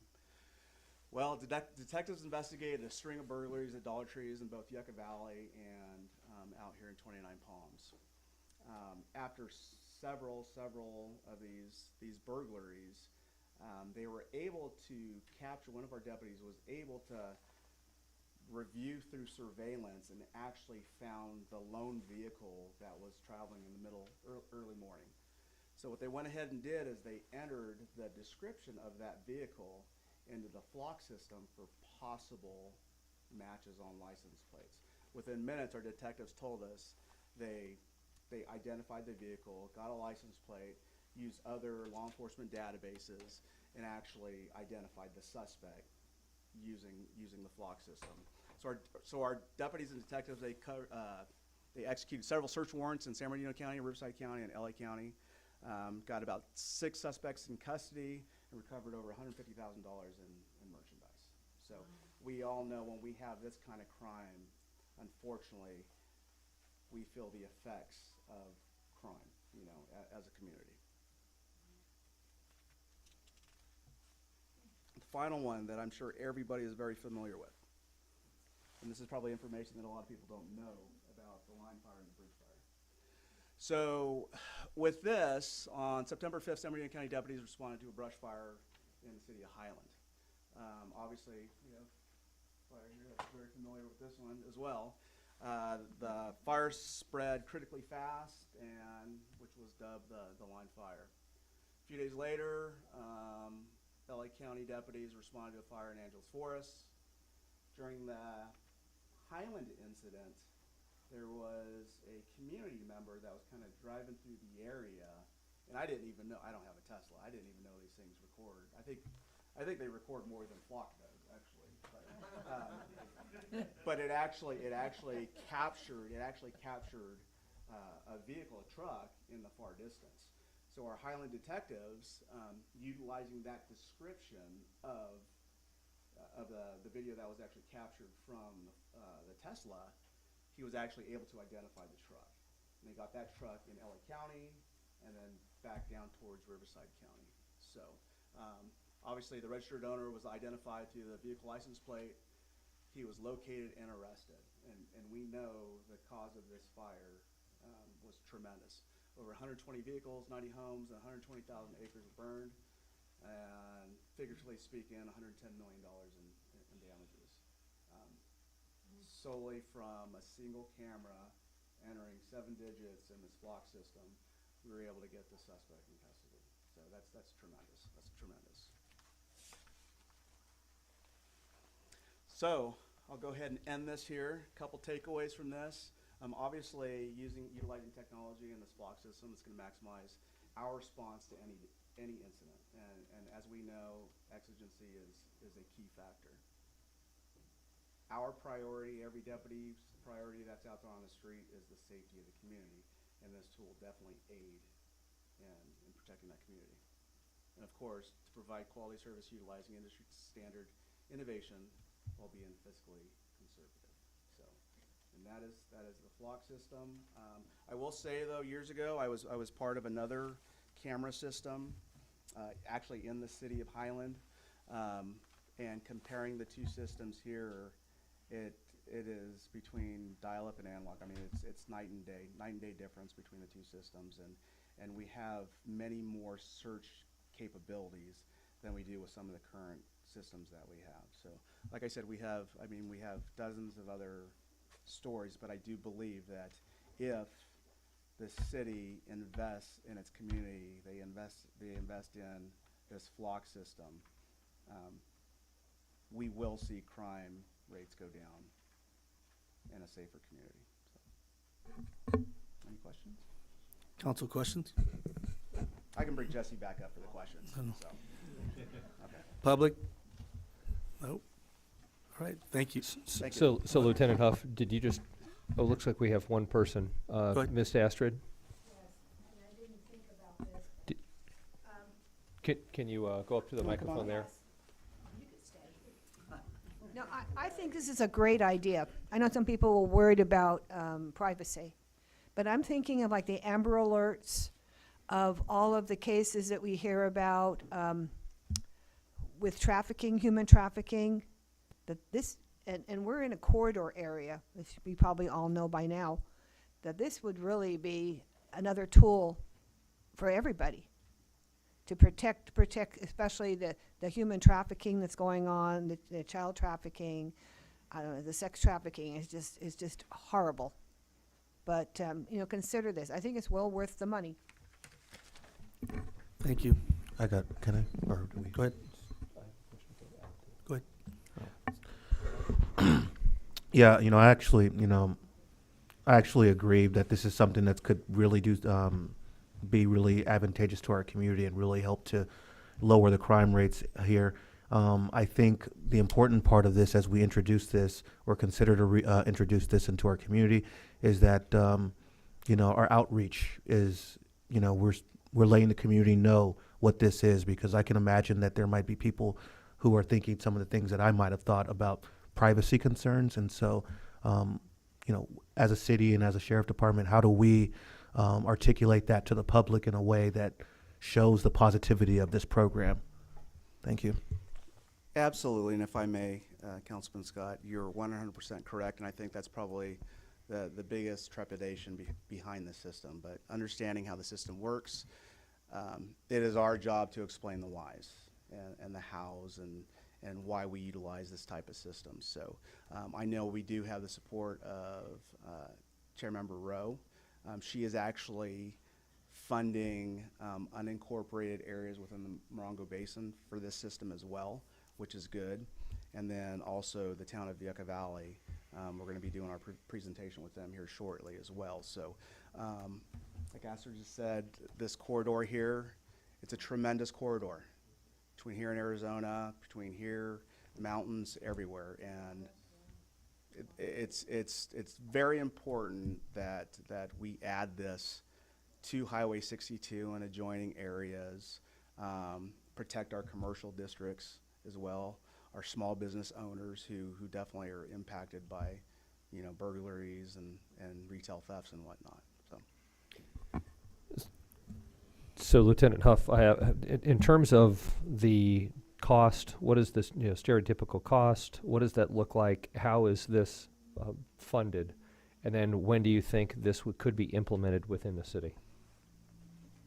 That was about 6 questions, but I'm going to try to get to each of them. So the typical cost per camera system is $2,500, $3,300. So the biggest thing is obviously being fiscally conservative, like I previously mentioned. So in order to purchase the purchase of the system will not have any fiscal impact to the city whatsoever. We will be using state-provided local law enforcement supplemental funds. These are funds that come directly from the state that are utilized explicitly for frontline law enforcement services, which this falls under. And I'm sure I missed one of your No, questions. that was great. And then, so is there anything that you need from council in order for this to proceed, or is this just something that if the council gives you general support, then you can go ahead and, on your own timeline, implement this in our community? I would love for it to be in effect tomorrow. So I've got Jesse here now, but obviously we are going to present our staff report for funding of this, utilizing our LISA account. So less the funds. Okay, so then the council can expect to see this coming back in January? I was hoping sooner than that. Okay, very good. Let's see. But yes, January. Very good. Thank you so much. That's all that I have. Question? Yes.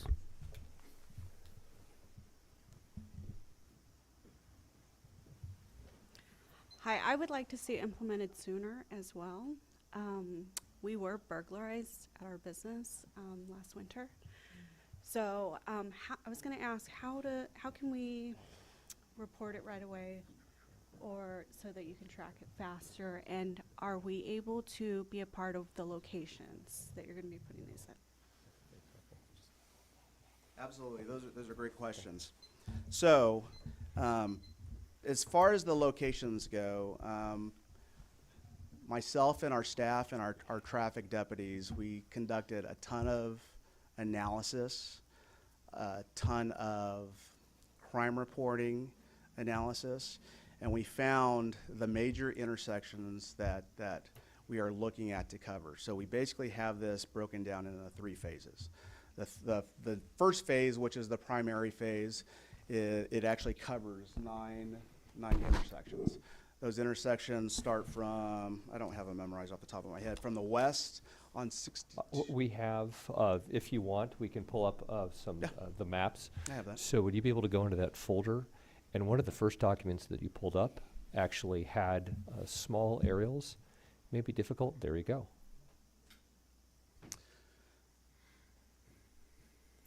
So this is considered the first phase. There's actually zoom in? 3 phases. The first phase is my primary phase where I want to get the system established, and that's going to be directly off of Highway 62, and it'll be Lee to the west, and to the east it'll be Utah. So you'll see these 4 dots there. Those locations, actually the 5. Those are the intersections that are going to cover northbound traffic, southbound traffic, east and west. And these are the typical routes when we have crimes that are committed up a little bit in the northern area of 29 Palms. This is where they all come through. This is where all the... so, yes, Adobe as well. So if you see right here, right next to Lucky Park, which obviously I think a lot of people are very familiar with, that is one of the community havens that we're really trying to protect and keep crime free. So we actually have, for phase 1, we have intersections covered from 62 in Adobe all the way north to Indian Trail, all the way north to Indian Trail, intersections at Amboy Road and 2 Mile Road. So that is going to cover a very good majority of the commercial districts as well. So like I said, there's still phase 2, phase 3. I'd like to get this first phase going and then share the success and then present it back to council for the remaining phases.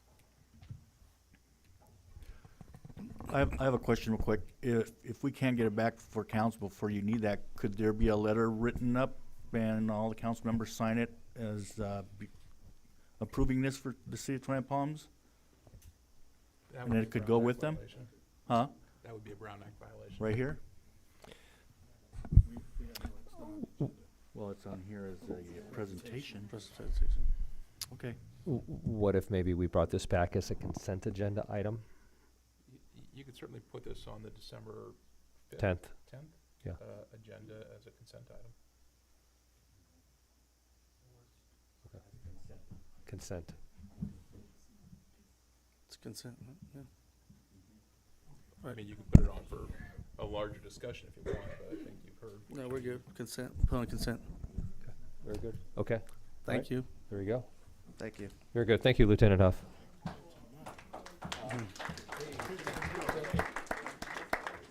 We'll take a picture of Lieutenant Huff's vehicle getting stuck in the puddle. His amphibious Bronco. All right, council comments, reports, and meetings attended. Councilmember Scott. Nothing to report, Mr. Mayor. Thank you. All right. Councilmember Wright. Thank you, Mr. Mayor. Real quick, let me see. I voted when it was vote day. I didn't wear my sticker, but I did vote. And then I attended a Noah's Ark party on Halloween at the Gospel Fellowship. And I also attended the Lutheran Social Services Gala, where I heard that they also provide services for like the homeless and different families and stuff like that in our community in San Bernardino County, Riverside County, and all those different places.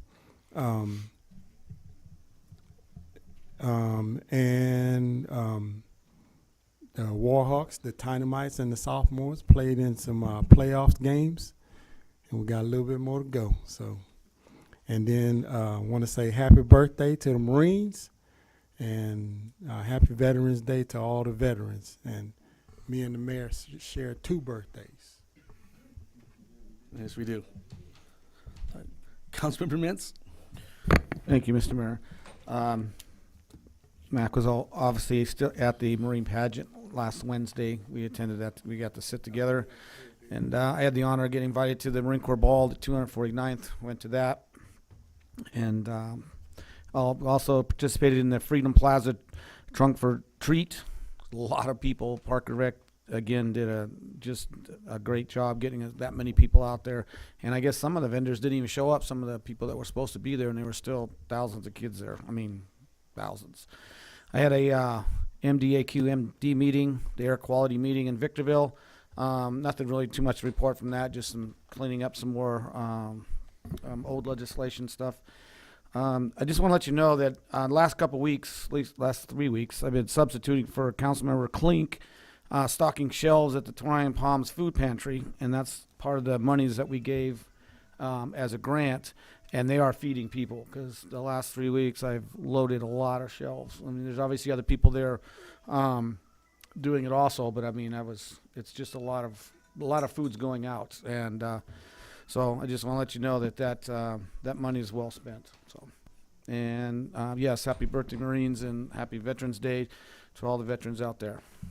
And yes, I voted too. Thank you. Mayor Pro Tem? Thank you, Mayor, and yes, I voted too. I attended the San Bernardino County Transit Authority meeting back on the first Wednesday of the month. They are getting really close to starting the State Route 395 expansion to 4 lanes plus a turn lane. They are right now getting to the end of the right-of-way acquisition, so that road's going to be a lot safer driving up north and also coming back down, being a 4-way instead of a 2-way. We know how that 395 is. I also was invited to the Marine Corps Ball. It was really cool. They have that one enactment on the flag, and that just gets you every time, gives goosebumps all the time. And then I know it's probably early to say this, but since I did vote, I want to congratulate our mayor for being reelected, and our soon-to-be councilwoman, April Ramirez, will be taking my seat come the 10th of December. And with that. Ain't that 395 the one with the cliff on one side and the wall on the other? For Arrowhead? Yeah. Goes right to Ridgecrest. Oh, Oh, yeah, that's 395 330. is when you go from like Barstow up to Hesperia, Victorville. up in that area. All right. First, I want to start with Happy Veterans Day. For all the veterans out there, happy birthday to the Marines. My daughter and mom's birthday is this month, and the city will be turning 37 this month. So happy birthday, 29 Palms. I had meetings with some citizens, my audit meeting, and some other organizations. Participated in the trunk or treat, went to the Battle of the Bell, cried. Yeah, luckily we have Taco Bell now, so we have a bell apparently. So birthday pageant on base, attended the Marine Corps Ball. About 3 birthday cake cutting ceremonies on Sunday around the city, and then the Yucca Valley Veterans Day tribute on a Monday as representing the city. Me and Councilmember Scott were there, and that is it. Anything else? Nothing to add before I move on? Okay, ready? All right, consent calendar. All matters listed under the consent calendar are to be considered routine by the city council and be enacted by one motion in the form listed. Any item may be removed from the consent calendar and considered separately by the city council. The public will be given an opportunity to comment on the consent calendar items prior to the city council action. Council, anyone want removed? Yes, Mr. Mayor. Number 12, please. 12. By request of a constituent. All right. Also, I have an email saying the same thing, 12, 2 emails actually from Mr. Elliot Baisley and Cindy Bernard to have it pulled. As you know, I don't read the emails, but it's for public record. It will be out there if someone wants to pull it. 12, let's close out the rest. You can Motion. public. Yeah, motion. You're not going to open that one to the public? Yeah. No, For public. 7 through 11? Nope. No? Back up here. Okay, I'll move 7 through 11. Second.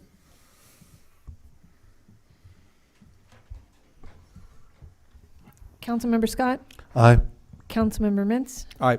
Councilmember Wright? Aye. Mayor Pro Tem Klink? Aye. Mayor Buildering? Aye. Approved 5-0. You doing this one, Mr. Stone? Yeah, Keith, would you like to? So, Mayor Pro Tem, council members. So item 12 is a memorandum of understanding between what is an organization up the street that is kind of partner with but separate from the Hope Center. And this MOU is vital. It's one of the required elements for a upcoming EPA grant. And so that EPA grant, this is for the environmental resilience, environmental justice grant that winning organizations can receive up to $20 million. One of the core elements of this grant is, of course, the grant, since it's coming from the EPA, has to be used for things that are going to improve environmental justice, that is going to combat global warming, create economic opportunities for disadvantaged communities. And that is, unfortunately, an overlay on the EPA website that we are completely 100% in. And so one of the elements that makes this grant unique from other grants is that for organizations like ourselves, in this case a city, we have to have a partner organization, a specific community organization that will be the bridge between the city entity and the ultimate constituents that we're looking to serve with the grant, should it be awarded. And so we evaluated some of the different nonprofits that were in the area. This was a 501c3 that is a separate 501c3. It is not a religiously affiliated 501c3. And so as a consequence, we thought it would be best to move forward with this Memorandum of Understanding. This MOU enables this partnership between the city and this entity that has to be included in the application for the APA grant. We found out last week that due to system maintenance on the EPA grant intake system, that they are moving up the grant application deadline from, was it the 21st to the 15th. So we have a tremendous amount of work to do this week. And so that is the nature of this MOU. Should we not get the grant, then this MOU is being struck for the purposes of the grant application. And hopefully, if we do receive the grant, then we would be able to utilize this organization and potentially other organizations for the different types of programs that the grant could be used for. Council, questions? Thank you, Mr. Mayor. And so I just want to say I want to thank the staff for all their hard work and pushing this through. That timeline is right around the corner. Myself and Councilmember MacArthur Wright and myself brought this this grant to the council back in February. And since then, we've had a lot of things happen within our city that makes this grant even more attractable, right? We've had a storm, and we didn't have the resources necessarily. We responded the best we could as a city, but we can do better. And I think that this resiliency center and this grant that's potentially $20 million, I think that brings the infrastructure that we need, so that we can build resiliency in our community, and we can build resiliency within our nonprofit sector, so that we can have those those activities at the hub of our city that are just going to foster a vibrant community. And so I thank the council and I thank the staff, and I hope that we get this grant. Thank you very much. Anyone else? Public? Nope. Back up here for motion. I'll move item number 12. Second. I'll take it. Councilmember Scott? Aye. Councilmember Mintz? Aye. Councilmember Wright? Aye. Mayor Pro Tem Klink? Aye. Mayor Bilderrain? Aye. Approved 5-0.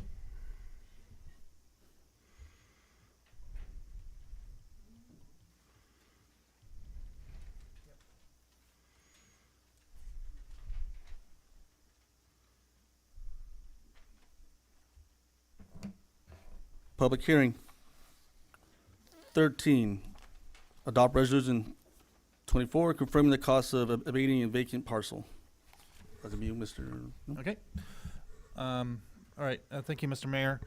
This particular agenda item is solely to discuss the accounting of some property abatement that we conducted over the summer. Next slide, please. The property in question does not have an actual physical address because there's no structures on it. But that is the assessor's parcel number. It generally is located north of Old Dale, south of the highway, and west of Wilshire. It's on the east side of town, about 1.5 miles east of the downtown area, roughly. Next slide. That's just a blow up of it. That is the property. It may be a little difficult to see, but it's highlighted there in blue. And down in the southern part of that, that is not a residence. That is just debris and trash that even the aerials have picked up over the years. Next slide. So this is the condition of the property before we did the abatement. Move on. So we've had quite a history with this particular property. We've been trying to get the property owner to voluntarily clean up since 2017. We're going back in our records. And we've cited and cited and cited, and finally evidently the property owner has deceased. We actually got court orders to allow the city to do the property abatement, and we have not been able to find any successors in interest to the property owner. Next. On April of this year, the Planning Commission held a public hearing to declare the property a nuisance. And so the city took responsibility to do the abatement. In total, over 20 tons of trash were removed from this property. I'm not going to go into the grotesque details, but it was a lot, for a grand total of nearly $18,000. Okay, so that is the condition of the property after the abatement. The next steps: if the city council approves of the counting of the cleanup, then the property owner or their successor in interest, we don't know who they are, but they have 10 days to pay the costs. If the costs are not recovered by the property owner or their successor in interest, then the city council may adopt a resolution establishing a lien on the property to recover the costs. But that's the next step if the city council approves of this accounting. As of right now, we recommend that you adopt the resolution confirming the costs of the abatement for that particular parcel. All right. Council? I'm just saddened that it took from February 2017 to 24, that's what we have to go through to clean that up. Because obviously over the years, someone seeing a trash dump, they just kept adding to it and adding to it. So I'm glad it's gone. Anyone from the public?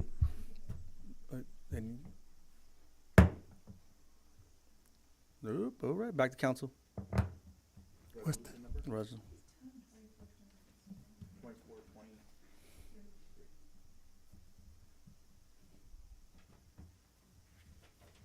I'll make a motion that we adopt resolution 2423 confirming the cost of abatement for the vacant parcel APN 0624-161-19000 for the amount of $17,976.68. Second.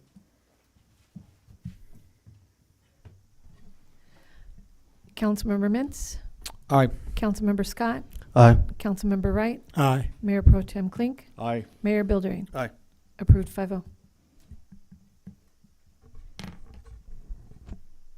Discussion potential action items. Number 14, Molding Heart's proposal to provide housing and rehabilitative services for unhoused 29 Palms residents. Good evening, Mayor. Thank you very much for the opportunity to speak to this. So tonight's presentation is really going to be carried by Ms. Lakita Johnson, who is the CEO and founder of Molding Hearts. But just for a quick introduction to the community, this really is an opportunity for the city to take a step, not the only step, but a step towards helping address the unhoused within our community. And as Ms. Lakita, would you like to come on up? As Ms. Lakita will share, this is an opportunity to give the individuals who are struggling with homelessness an opportunity, a hand up, not a hand out. And with that, Ms. Lakita, would you like to take this away? Yes. Good evening, Mayor, Council, and Dr. Scott. Dr. Stone, I'm sorry. Thank you for meeting with me today. As you know, my name is Lakita Johnson. I am the proud CEO of moldinghearts.org. We are a nonprofit agency. Can we go to slide 1, please? We are a nonprofit agency, which is a 501c3. Currently, we have 12 locations throughout San Bernardino County. We currently have locations in Yucca Valley, Victorville, San Bernardino, and we're working with realtors in the city to see if we are able to obtain locations here in 29 Palms to help individuals that would like to reside here. Next bullet, please. We have multiple beds available. Currently, Molding Hearts houses about 54 individuals daily. Next bullet, please. Since we've opened, we've helped thousands of individuals. I've been doing this for over 15 years with a proven track record. We have been able to move individuals from homelessness, as we want to say properly now, unhoused, into permanent solutions for housing. Next slide, please. Why am I here? Next slide. Next slide. The objective of why am I here? So my want is to work with the city of 29 Palms on housing solutions for individuals that are homeless or at risk of becoming homeless. Molding Hearts can mitigate the housing challenges that the city faces with the proven results. Molding Hearts is a housing provider that can offer short and long-term housing solutions. Next slide, please. What sets Molding Hearts apart? Ooh, now we get to talk about the goody good of Molding Hearts.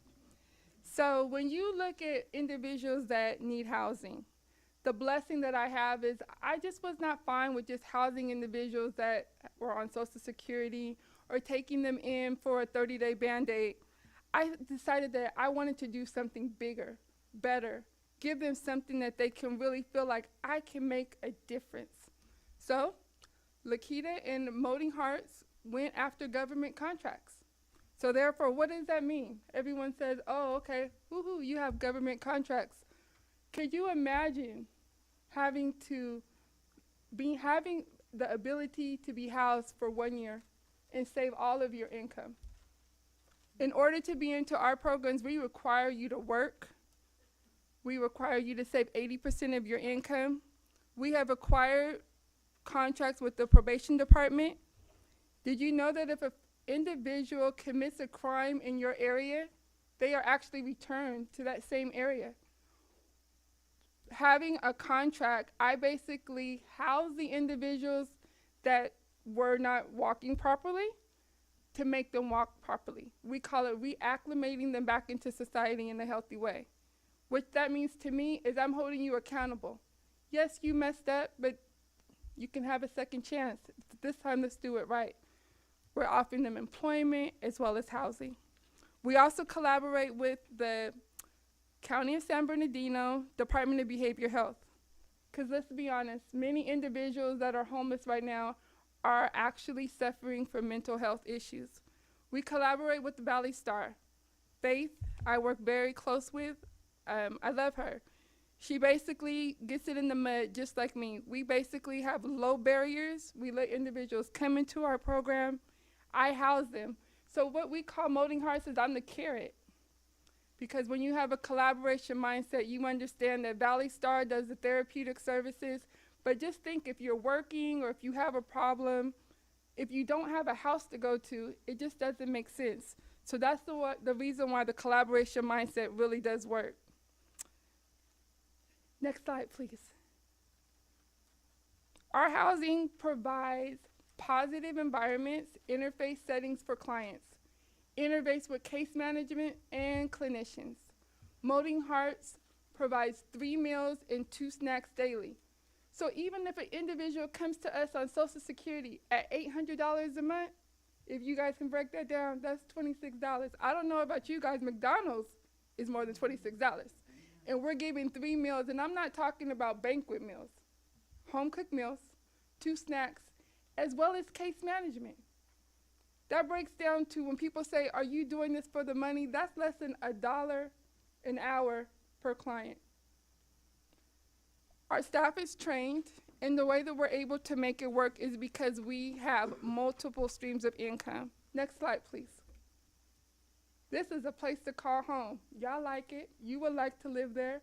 And this is what we do for our clients. We're not in no places that have no running water. We have toilets.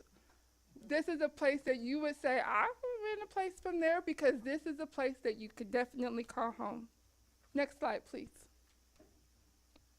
Now, this is a very sensitive topic to the homeless population.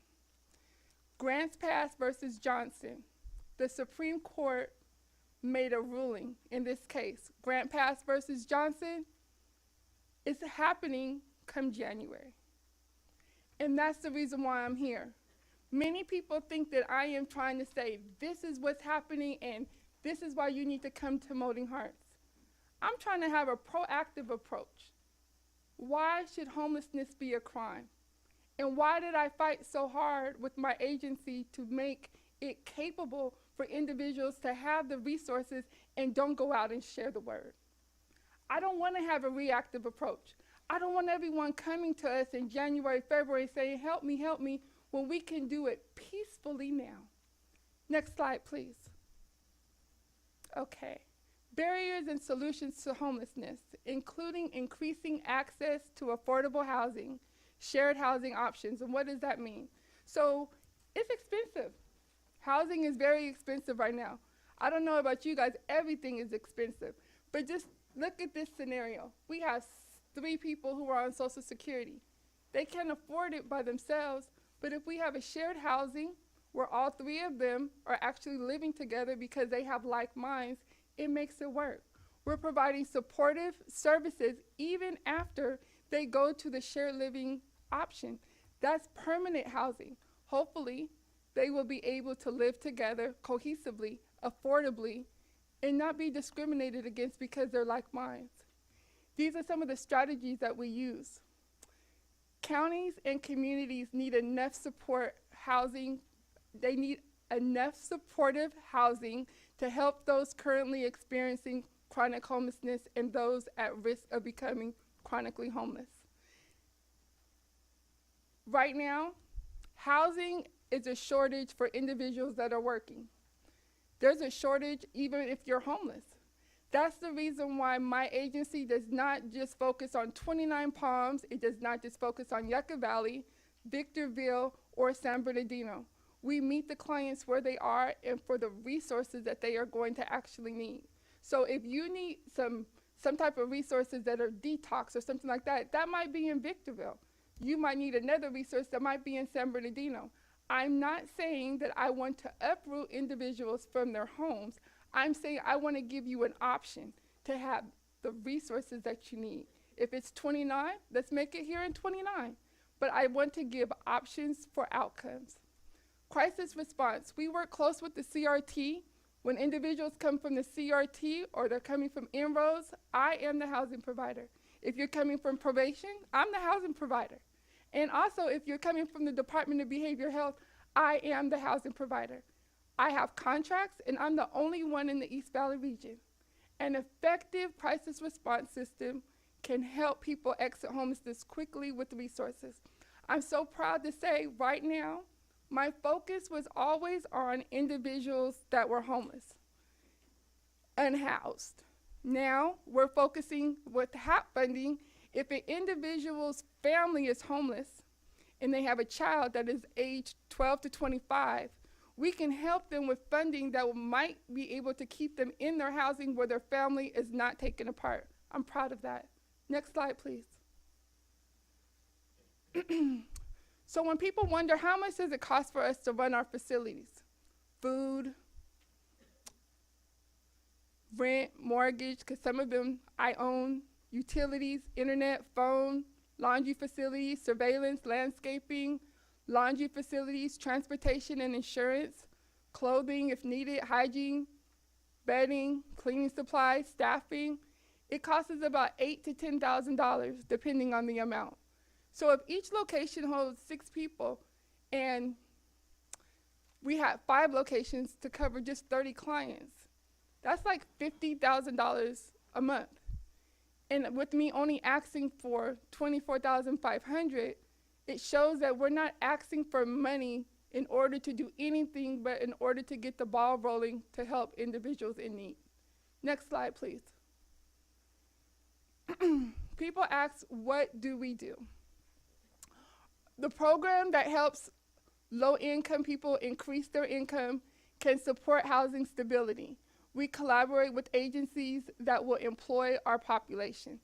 So there's 2 layers to that. I work on employment for the unhoused, but also, I'm proud to say, I work on the employment for the individuals that are housed that might be on county assistance to get off. I have some of my success stories here today. And I'm proud to say not only do I help them get off, but I have, and I'm gonna put her on the spot. Emily Lucero, can you please stand? She came to me on the Welfare to Work program. I'm so proud of her because she just bought her first house.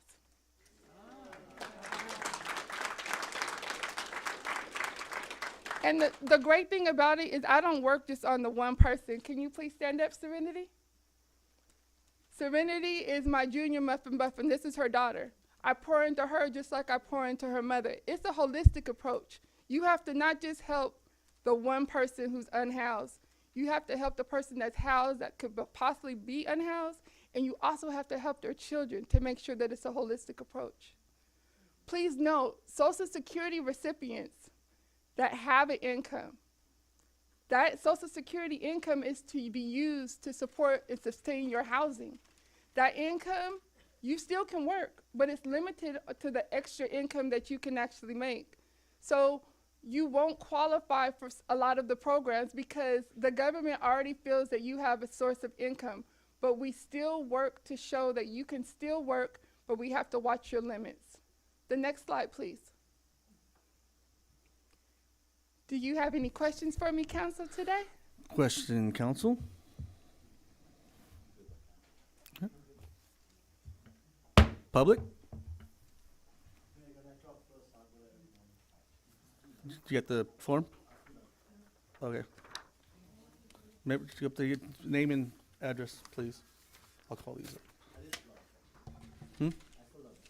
I'll put 14 on here. Thank you, Mayor. My name is Vino Nathraj. In fact, the applicant did come to the Planning Commission meeting. And just like how our city manager said that this is one of the programs that can help our homeless, and we are coming up to some cold nights. I can understand when the applicant came in front of the Planning Commission, maybe her presentation wasn't that polished, but when I asked her the questions, she answered very honestly and was very transparent.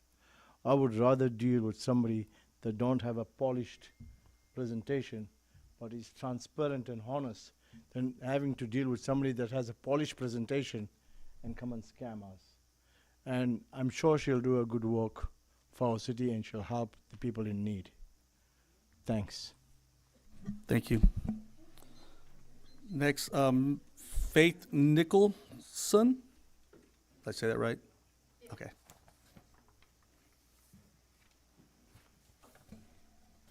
Hi, good evening. My name is Faith Nicholson. I am a Yucca Valley resident. I am also the outreach specialist for Valley Star. So in that position, I've been working with Miss Lakita for almost 2 years now, and I can say that without her support and the services that she provides to our clients, we would not be able to make the impact that we have. And to be able to see people thrive because of the home that she's able to provide to them, while we are also able to provide those, like the case management and the other services that our clients need. It's been a really awesome experience working with her. But one big gap that we have is we don't have any place to house people in 29 Palms. And we have a lot of clients who come to us from 29 Palms, and they don't necessarily want to leave their area that they're from to come to Yucca Valley. Because if you don't have transportation, that could take hours to get back and forth. And so having access to housing in 29 Palms would definitely create a bridge where we can provide more services that the community really needs and that the community does seek. We have a lot of clients in 29, but it would just make it more accessible for them. Thank you. Adriana Warren. Okay. And I had one filled out that didn't put their name. Anyone filling out for 14 but probably didn't put their name on? If, I'll put your name on here too.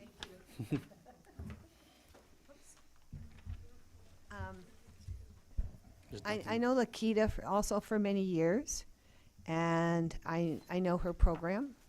I am very glad that she's, offering this to our community because we definitely need more housing for everyone. I think though the only drawback that I see potentially is that a lot of homeless have pets, so they don't want to leave. They don't want to actually get housed unless their pet is, coming along with them. So that's usually an issue. And the other issue is that we have a lot of families that are unhoused, and they definitely need services as well. Or couples too. I know I'm working with a couple to get them into housing, hopefully in a few days. And so, there's other populations, not just individuals, but there's other populations of couples that are homeless, a lot of families that are homeless, and then individuals that rather live in a car because they're with their pet. Thank you. Thank you. Go ahead. I have one up there, but it's, Yeah, I make it back from Palm Springs in time. So, hello, my name's Eric Menendez, 73475 29 Palms Highway. I wanted to just say that I wanted to speak on the Planning Commission meeting when Ms. Lakita spoke.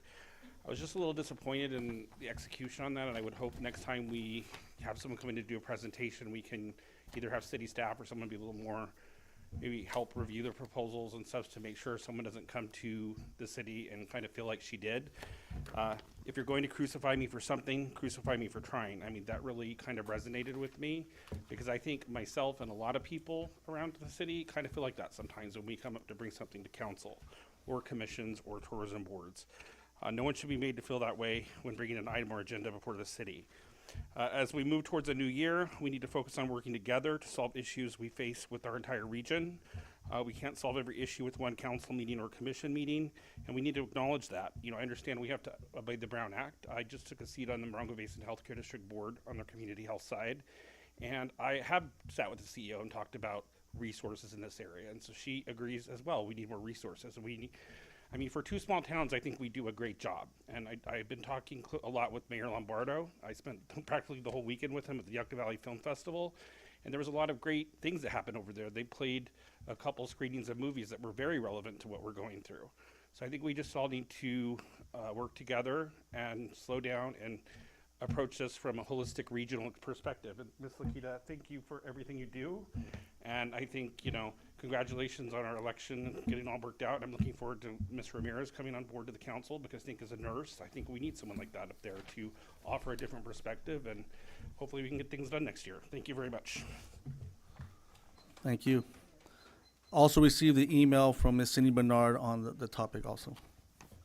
It'll be in public record if you want to pull it. All right. Can I have one more thing to say, please? Yes, ma'am. Respectfully, I would like to say that as a nonprofit, I have tried to secure several contracts. So I'm not going to bring any negativity, but I'm going to say one agency can't do it all by themselves.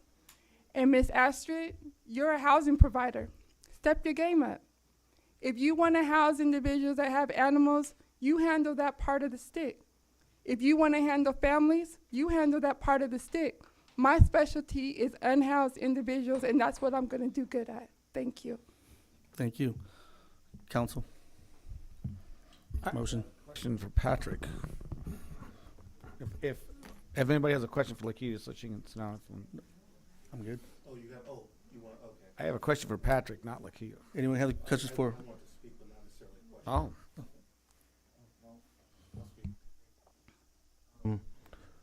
Ms. Johnson, I appreciate you coming in and providing this presentation. It's polished. It was great, and I appreciate that. And I appreciate that you're coming and trying to accomplish something for our community. Like Mr. Eric Mendez said, that I think a lot of people in the public who come to council, they do feel like they're not going to get anywhere. And so we want to respect everybody in the community, and no matter what their beliefs are. As a city, we have to, we set our 2-year budget, and we have to kind of stick to that, and so as a council member, I'm very much focused on things going through a process, because I'm always looking about, well, where are we going to get the money from? Because we've already set these funds aside, and so we're going to have to come back. I encourage your organization to apply for the block grant and other things, other grant opportunities that the city is going to have, and I hope to work with you. I hope the city of 29 Palms will work with Molding Hearts, and I just have a few revisions towards your proposal. And I guess one question is, are you open to the idea of receiving reimbursements per placement? So currently, if an individual is coming to us and they are unhoused, the money that we are actually going to be receiving is to make it an immediate action where we are able to house them. If an individual is to be housed by my agency, that means that we absorb the costs and then we are actually billing later. I can say that you don't have the manpower, I don't believe, to actually have that type of program. I don't think so. Who would be the funding source? Who would be the person who I would be sending billing to? How would I actually receive my funding? My thing is this, I've been doing this for 18 years. The individuals that I have contracts with, as far as the mental health, the drug court, individuals that are not paying my daily rate that I normally would charge through my contracts, they pay an upfront cost, and I provide a service. And that's what I would actually appreciate from collaborating with the city of 29 Palms. Thank you. I mean, the city cuts checks every day. I don't know if that's an issue, that part, but I do appreciate. Say what? Art? Octavius, respectfully, I understand that you have agencies that have acquired funds that haven't maybe done the right thing with the funds. My track record speaks for itself. No, I understand. But let me finish, sir. I don't have any delinquencies as far as with pay or performing. Can you stand if you are here for Molding Hearts? If you've had any part to do with Molding Hearts, let my track record show. I don't have money problems. That's not my problem. My problem is if you have homelessness, it's not your fault. But unfortunately for the city of 29, it's your problem. And in order for us to have a partnership, it has to be equally yoked, sir.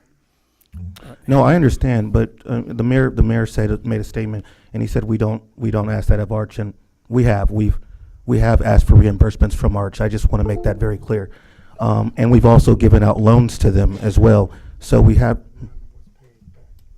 yeah, but I understand that. That's not a topic from here. Come on. I just don't know why I am not. This is my part. Give me a chance. If my matrix comes back and I'm not doing my job, I wouldn't ask for another dime. It takes a lot of nerve to ask for some money, not do your job, and come back and ask for more. See, I have a core value, and my core value says if I stand up here, I'm gonna stand on my word. All I ask for you, sir, is to give me a chance. Thank you. I want to say, I've actually already had the opportunity to work with Lakita with an individual, a veteran, because there are many homeless veterans. And so I think, you did a fantastic job with that. You showed me, so thank you.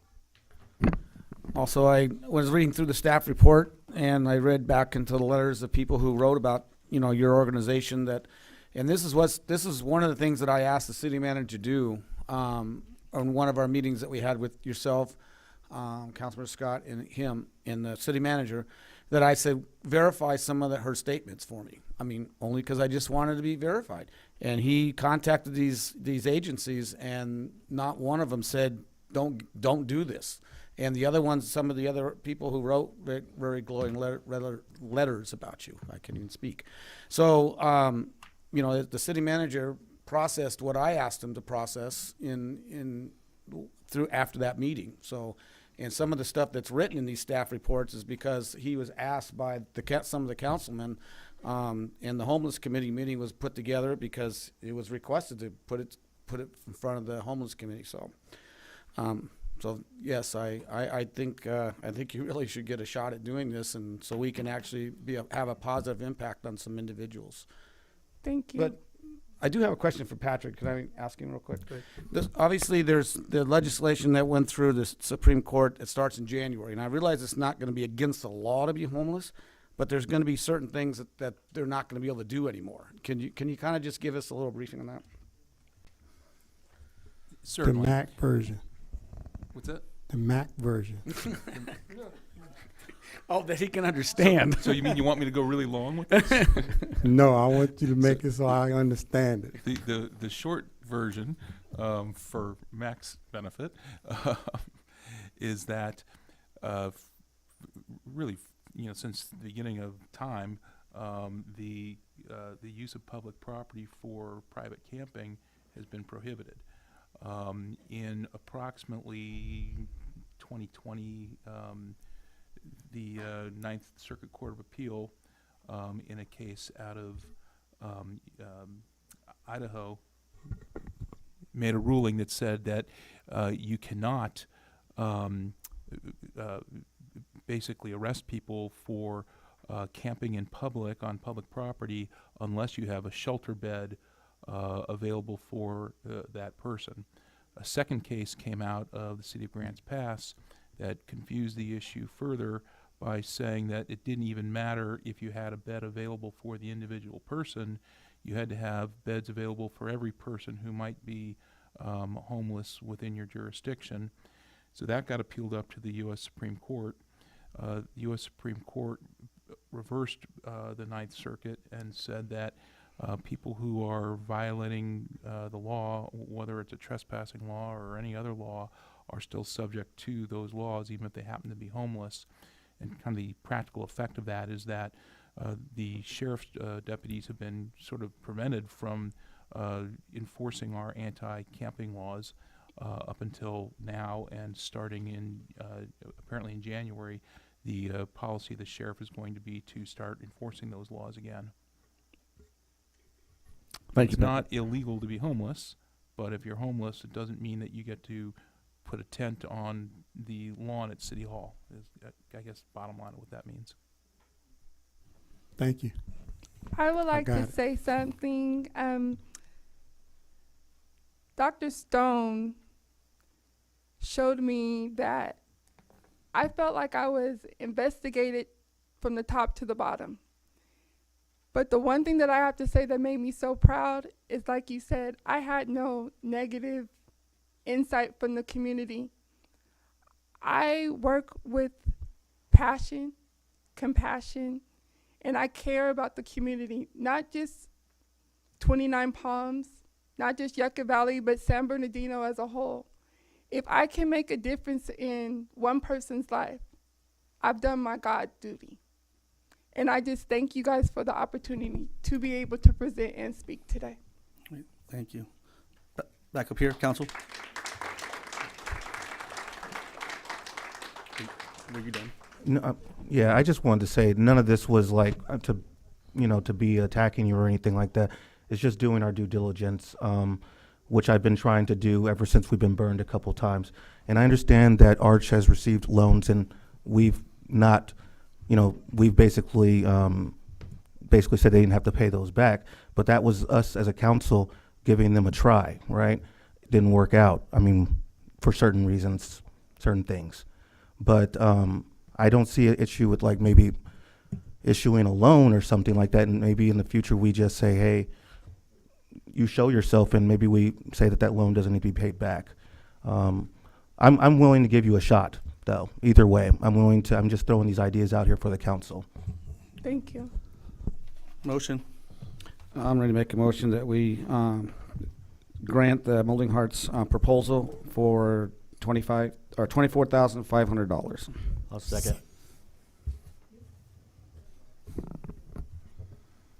Councilmember Wright, Aye. Councilmember Scott, Aye. Councilmember Mintz, Aye. Mayor Pro Tem Klink, Aye. Mayor Buildering. Aye. Approved 5-0.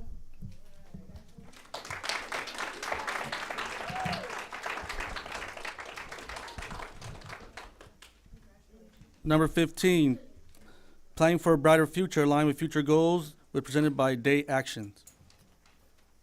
Is that you? It is. Oh. Yeah, thank you.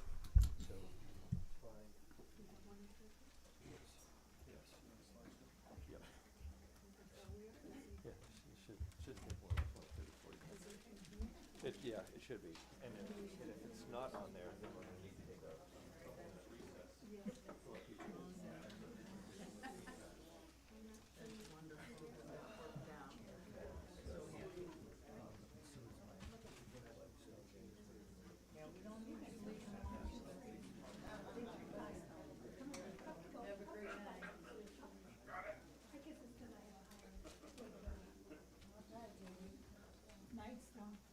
Hey, good night. Thank you for being here.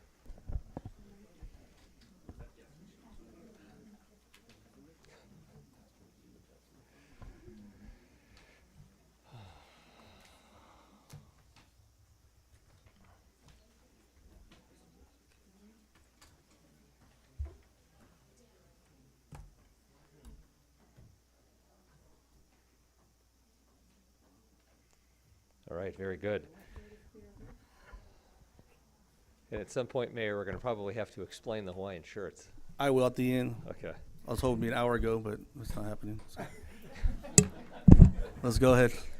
Okay, very good. So, Mayor Pro Tem and council members, thank you for the opportunity to present this evening. And so this evening's presentation is about our upcoming goal setting. And so we can progress to the next slide, please. And so typically what we have done as a city, and it's proved to be quite effective, we can take a look at our downtown, we can take a look at the Freedom Plaza, we can take a look at a lot of the things that we as a city have accomplished. And I would postulate that one of the reasons that we've been successful is that we've done these 2-year goal setting sessions, right? And so this coming January would be a time where we get together and we identify, hey, what do we want to accomplish in the next 2 years? And so that certainly has worked. So tonight's discussion is really more about how can we take that and how can we add to that? How can we make that a little bit more strategic?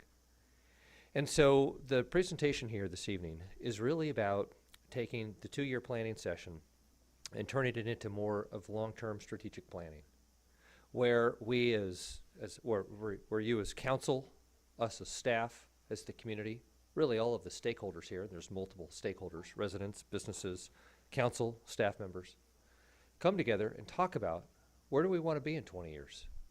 What do we want to be known for in 20 years? And ultimately, we identify that mission. We identify the vision of who we are now and who we want to become. We identify some of our core values. And then ultimately, we back that down to what are our goals? What do we want to accomplish? Next slide, please. And so really with the idea of that, we talked about the different stakeholders that are involved. And to improve that clarity on who we are, who we want to become, how we're going to get there, and what does success look like. On the previous slide, I talked about commander's intent. So that staff member at any point in our organization can say, I know where the council wants us to go. Right, because one of the things with this administration is we really look to empower the team members and empower the employees to make those decisions, to push those decisions down. The better clarity they have on council's goals, the community's goals, the better informed those decisions can be. And so ultimately, we take a look at this, where do we want to be in 20 years? What do we want to be known for? And how do we dial that back into 1, 3, and 5-year goals? And really, it's about making those SMART goals. It's things that you've heard about in school, right? So is the goal specific? Is it measurable? Is it achievable? Is it relevant? And is it time bound? It helps establish the commander's intent. And so the next slide, please. And so I had taken a look at a couple of different firms, and this is a big undertaking. It's an important undertaking. So I contacted two firms, both one firm that I had direct interactions with. I saw them do an excellent job in taking a city that every year they would do their goal setting, and every year they'd come up with important things, good things. But then that would vary from year to year. So sometimes you'd go to the right, and sometimes you'd go to the left. Sometimes you might go back a little bit, you'd go to the right again. And then they took that, and they created this process that I've laid out. And it was remarkable to watch it work. And so it was with that experience that I bring this forward here tonight. And it is my suggestion that the council go with the MIG proposal. And that MIG proposal breaks it down into 6 tasks. First task is to really have MIG meet with city staff, talk about where we think the goals are, some of the initiatives that we're working on, so they can understand the landscape, understand the environment. The second is that they would interview council one-on-one, so all compliant with the Brown Act. The third task, is a city council workshop. So this is going to be an opportunity where we bring those stakeholders together. Council, staff, residents, business owners. Ultimately, that's boiled down. Then we have executive staff workshops. Okay, this is what the community, this is what the staff had talked about. This is what the council members had talked about. How do we take that and put that into goals that can be accomplished? What's realistic? What's not realistic? And so then ultimately, it's to come down to task 6, which is to come up with that strategic plan. Ultimately, take that back to council. And then once council and the community is comfortable with it, go ahead and approve that.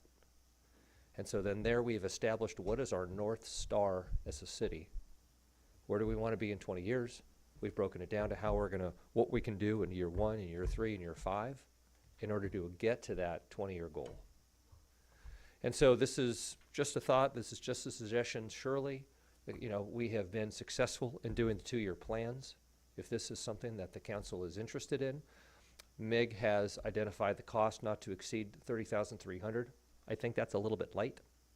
I think that, let's say task 3, maybe even task 6. Task 3 calls out for a 3-hour workshop. I don't think it's going to be 3 hours. I think it's going to be longer than that, because I think there's going to be a lot of robust discussions. And so that's why I have asked for the ability to enter into an agreement subject to the city attorney's review for a amount not to exceed $36,600. And so with that, I open it up to the council with any questions. Council questions? Well, I'm not going to make a question, but when you said a retreat, we don't get to do a retreat. This is our retreat right here when we do this. They used to go, cities used to do it. Before they changed the law, they used to go to the mountains and they used to do all kinds of things. But they don't we're right here. So I just wanted to clarify our retreat is right here. Thank you. at the dais. So other than that, I'm listening. Sorry about that. I had No, envisioned I just we go I down just to kind of chuckled when I saw it because LPAC. I don't know, when I got elected, we never got to go on no retreats because that's when they changed the law. Just before that, or I don't know when they did, but all I know is I've never been on a retreat yet. So, Thank you for catching that. Anyone else with council questions? Before I go to the public. Public, any questions? Nope. I have a question. Go ahead. Yep. So question would be, like, when we did the downtown workshops with Congleton Group, we set up the thing at LPAC and we went through the boards and stuff. I mean, these last few workshops we've done with, was it TBID or I think it was TBID? What was the last workshops we did with Planning Commission? Was it homelessness or something? I just feel like it's more of a, okay, you get up, you get your 3 minutes, and then that's all the input you get.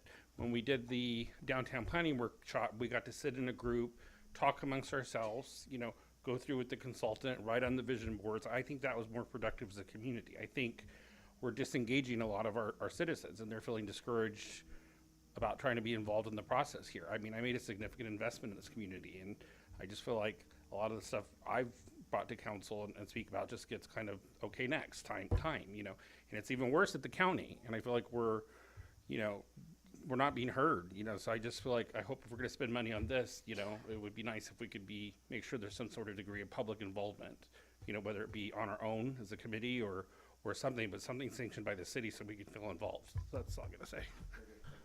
Mr. Mayor, can I comment about that? When we've done the strategic planning with this, we put the stuff all on the board, there is more engagement. There is, you know, obviously one person doesn't get to monopolize the whole, the meeting itself, because we've had a lot of people show up.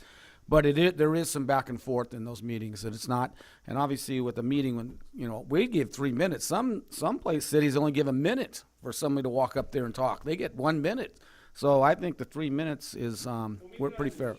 Oh, well, hey, Eric, if you want to come up. I'm just saying that in our past strategic planning meetings, we have engaged the public, and we've had a lot of input, because we've even done it at night at 5 o'clock, and they did one on Saturday even, just so we can make sure we could get more people here. So, just to relay your comment about that, And if I could maybe add on to that, and I think Councilmember Mintz, you bring out a good point. The point in which, the point of this is in part to really be inclusive. And so that's why it, you know, is the 30,000 a little bit light? I probably think so, right? Because of task 3, but that point is to bring in all of those stakeholders. So it's not just the opinion of one individual or one group of individuals, but rather everyone's shared perspective.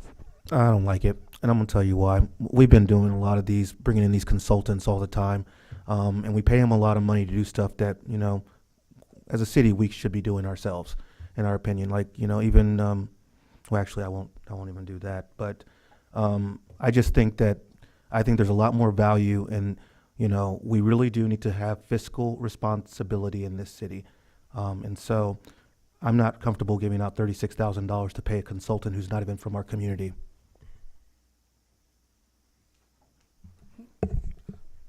Council?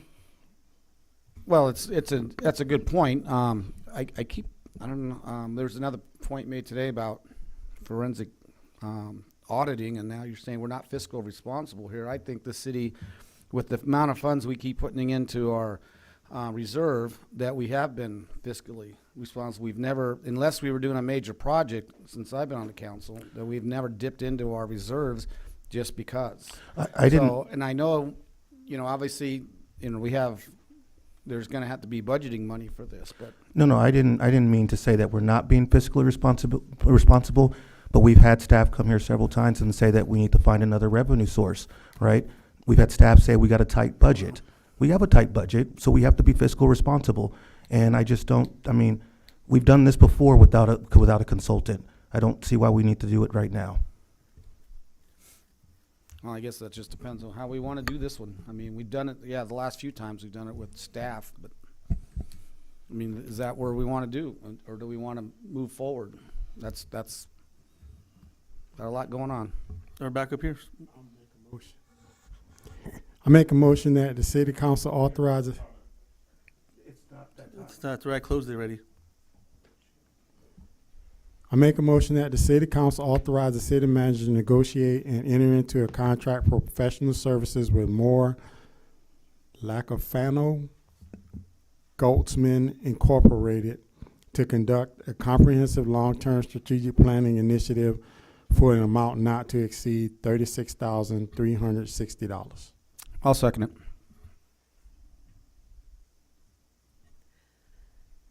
Councilmember Wright? Aye. Councilmember Scott? Nay. Councilmember Mintz? Aye. Mayor Pro Tem Klink? Aye. Mayor Buildering? Aye. Approved 401. Thank you, Council. Future council initiated items. Any add-ons? Sure, I'll add one more before I get off council. I've been driving around town and I see a lot of these burned out houses that are still standing, and there's some of them that have wood on the windows when there's not even a window. That I would imagine is probably because they don't want anybody to be, what do you call that, when you go in there and, yeah. Anyways, just like we did with this here piece of property out there, why can't we go through the city and get these homeowners or whatever has to take care of these blightful, burned out homes? And what the ones that come to mind is on the corner of Sunny Slope and Morongo, I believe it is, and the Morongo address, and it's a eyesore. Yeah, understood, and there's different stages of getting these properties rehabbed, and maybe what we can do is come up with a report on some of these buildings. Is there a time limit when the owner has to take care of that problem? Because these houses have been standing for a couple of years like that, and it's getting pretty bad. Yeah, understood. Right, public comments. I'll second it. Oh. Need a second. Oh, that's you just talking. Go ahead.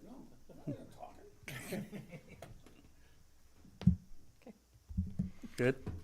And what was that motion again? Oh, it was just, future items. Same, Okay, yeah. very good, thank you. Public comments. This is the time for the public to address the city council on issues within the jurisdiction of the city council that is not on this agenda. All comments will be directed to the city council and should not consist of any personal attacks. Members of the public are expected to maintain a professional, courteous decorum during their comments. There's a time limit of 3 minutes per person. If you haven't already done so, please fill out action for discussing items not included in the, I skipped a line? Please fill out an address slip and give it to the city clerk. City council is prohibited by state law from taking action discussing items not included in the printed agenda. Public comments on specific agenda items will be deferred until consideration of the item on the agenda. Miss Leanne Clark. Thank you, She held out the whole time. Leanne Clark, 29 Palms. On behalf of the Ministerial Association, reminder, we have the Mayor's Prayer Breakfast next Tuesday, November 19th, 7 a.m. to 8:30 a.m. at First Assembly of God Church on Sullivan Road, just down the street from Theater 29. Mayor Bill Durain is the keynote speaker. There's no fee to attend, and we're asking everyone to bring an unwrapped toy to support Set Free Church Wonder Valley's toy drive for distribution on December 21st. The Ministerial Association is also hosting a community Thanksgiving service Sunday, November 24th, 2 p.m., Freedom Plaza Gym. No fee to attend and light refreshments. And changing hats to Action 29 Palms. Just a little snippet, there's a new mural coming to Desert Ace Hardware on Adobe Road. Details forthcoming. Have a blessed night and thank you. Thank you. Eric? Oh, this is the second one then? Just make sure it wasn't the same when you talked earlier. Okay. Jacqueline Pfister? I say it right? I'm sorry. Yeah. Okay. Pfister? Okay. Butcher it, it's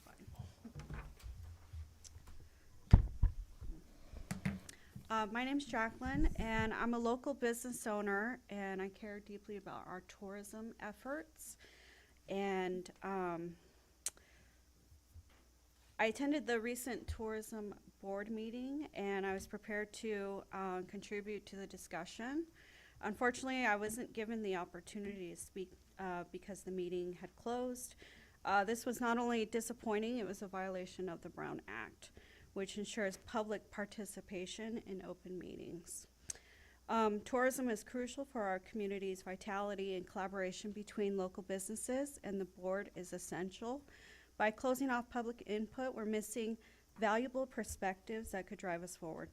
I urge the board to take corrective measures to ensure all voices are heard and respected, in line with the principles of transparency and inclusivity. Let's work together to strengthen our tourism efforts through open and cooperative dialogue. Thank you. Thank you. Stone, you looking into I that? have meetings with them this week and next week to help. So, yeah, what I have done is I've had conversations with Patrick here about providing some training, just to make sure that we absolutely respect, individuals' rights to comment, and just make sure that the commission is receiving, the training that they need to make sure that we properly execute and abide by the Brown Act. All right, yeah. We had this conversation earlier. I was like, this is the second time now, so, yeah. Yes, sir. Yes, Mr. Melendez? Yeah, following up on that, what you guys had closed the comment on the presentation that Stone just did, and she did have her hand up, so then you guys could, so she wasn't aware. This is like her second experience here, where Susan and I are trying to show, and then the experience we had at tourism. Yeah, that's my thing. What? She did fill that one out there. But he had already closed public comments. I understand That's that, why. but you We made can't a go back. presentation that we weren't aware of what the thing was. Let's So go. anyways, Let's go. I'll keep my, I would like to say what I have to say. So at that meeting, you know, we had submitted a proposal at Brianne's request to help with tourism regional marketing. I had my reservations about doing that just because based on some of the feedback I said in my prior thing. So I did reach out to Creche to ask about RFPs and if we had who I would request those from, and he had responded back, and a brief text conversation ensued. And my concern was a lot of the fact that Brianne is taking notes and she's also responding and she's the subject of things, so she's performing clerk role, and she's also the subject of what's transpiring as the executive director or whatever her role is as tourism board director. That's where I had the issue, and the fact when we can't go back and review a video transcript or anything of what was actually transpired at the meeting. I think we need to address that. One thing that I found really inappropriate is when I got a response back from Creche, I was told, you know, just simply because I was saying we need more oversight and so forth, I didn't say anything negative or I wasn't attacking. I was trying to be constructive and give constructive criticism like we do in nursing. And I received this saying, I find this, you know, as a business owner and volunteering my time to promote the destination, the board deserves credit and recognition. Criticism, Monday morning quarterbacking is easy to do from the sidelines. How much of your personal time did you contribute during the past years, except now when you're free and looking to do something? I don't think that's appropriate response for anyone on any commission or council to give to a citizen. And I tried to reach out to you, Mayor Builder, and I know we haven't had a chance to talk about it, but I do want to still talk about this, because I think moving forward, it was coming to the new year with the new council, I think we just need to do a reset and do something good for this town. You know, I think, you know, you also made a comment about after the storm with, about, you know, us working with Yucca Valley and so forth. They want to come to the table. I've talked to multiple people over there, and they're very engaging. So I just think we need to look at this again, because times have changed. This town has changed. I've been here for 6 years. So I would like to be a part of the solution and be a resource for this town. I think we do great things in this town for a little tiny town. So that's all I got to say. Thank you for your service. Thank you. Mayor Builder, and we have one more. Just one more. Randy? Real quick. No, we're good. It's not just you. Oh, thank God. It's for the city too. So you present this if you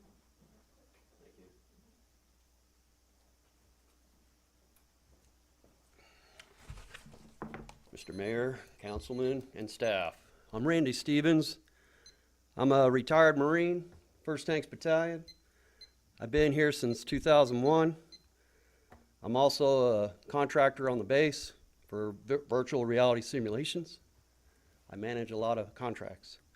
But I'm also part of the Elks Lodge of 29 Palms. And as such, I reached out to a lot of sponsors in the community here, a lot of businesses. But today, I want to present to the city of 29 Palms a thank you and a certificate from our Elks National Hoop Shoot that we conducted on Pioneer Day at the Freedom Plaza.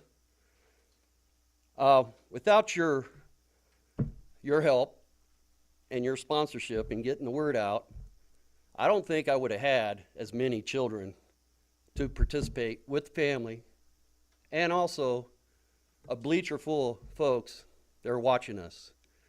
I haven't done this. This is my first time. I'm kind of new at it.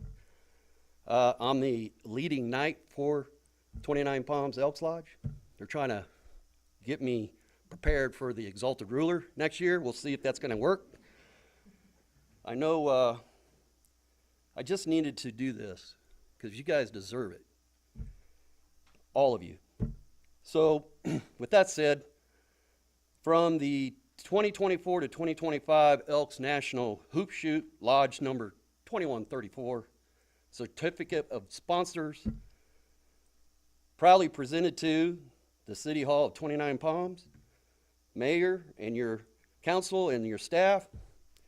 The 29 Palms Elks Lodge 2134 appreciates your team stepping up to the line by sponsoring Elks National Foundation, the ENF, and it's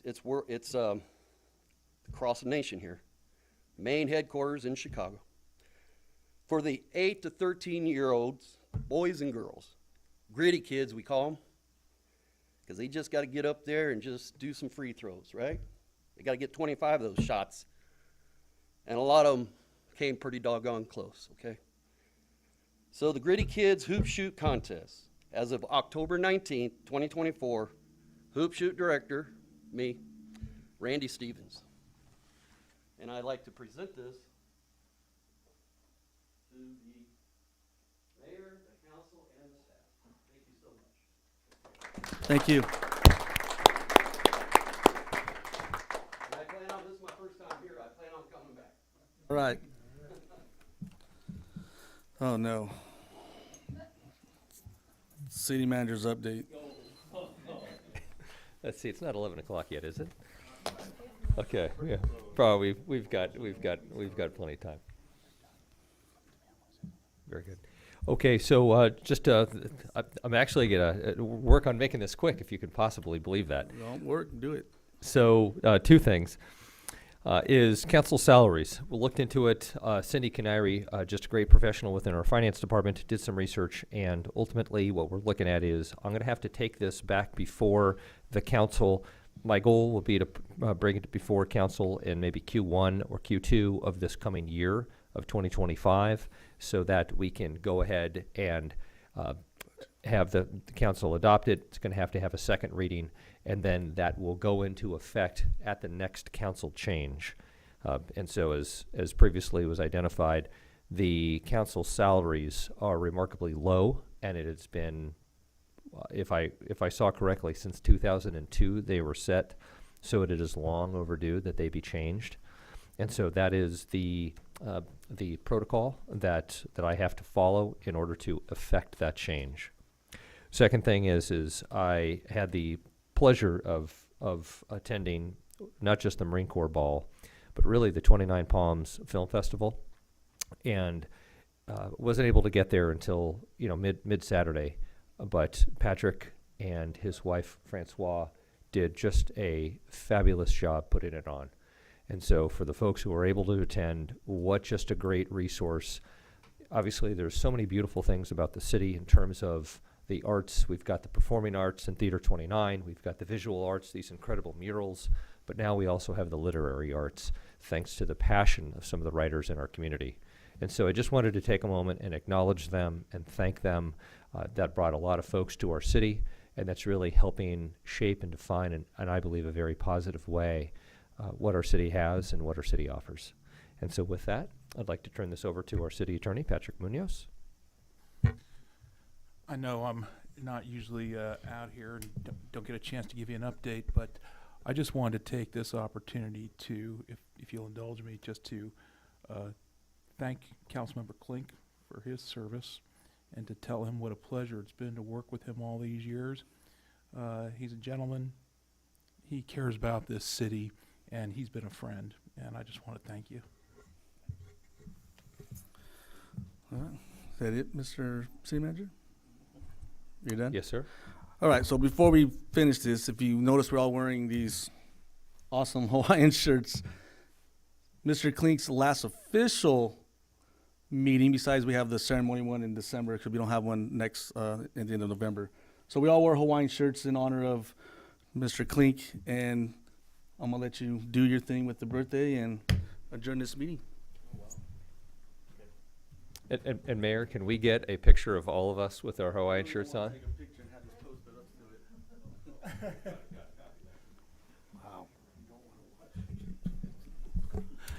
Mayor, thank you very much. This is pretty awesome. I was, of course, 5-time mayor, and this is the last time I'll hit this gavel, and I feel very humbled for the 20 years that I have been serving on this council. The citizens of 29 Palms have been super great. I look forward to watching the council move ahead on their journey for the next 2 years and then 4 years for the other two to have to run for re-election. I did, however, forget to do one thing at my comments and wish everybody a happy birthday that are celebrating in November.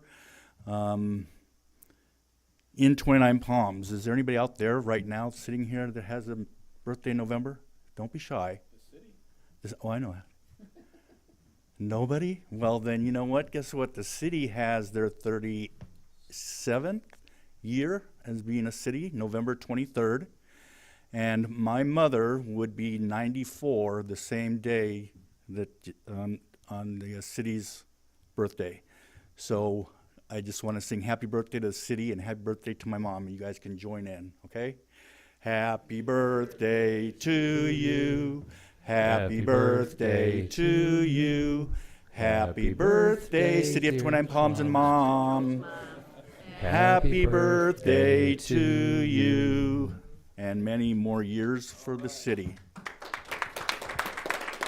And with that, I will adjourn this meeting in memory of my mom and her birthday on November 23rd. And thank these guys for wearing their jersey, or their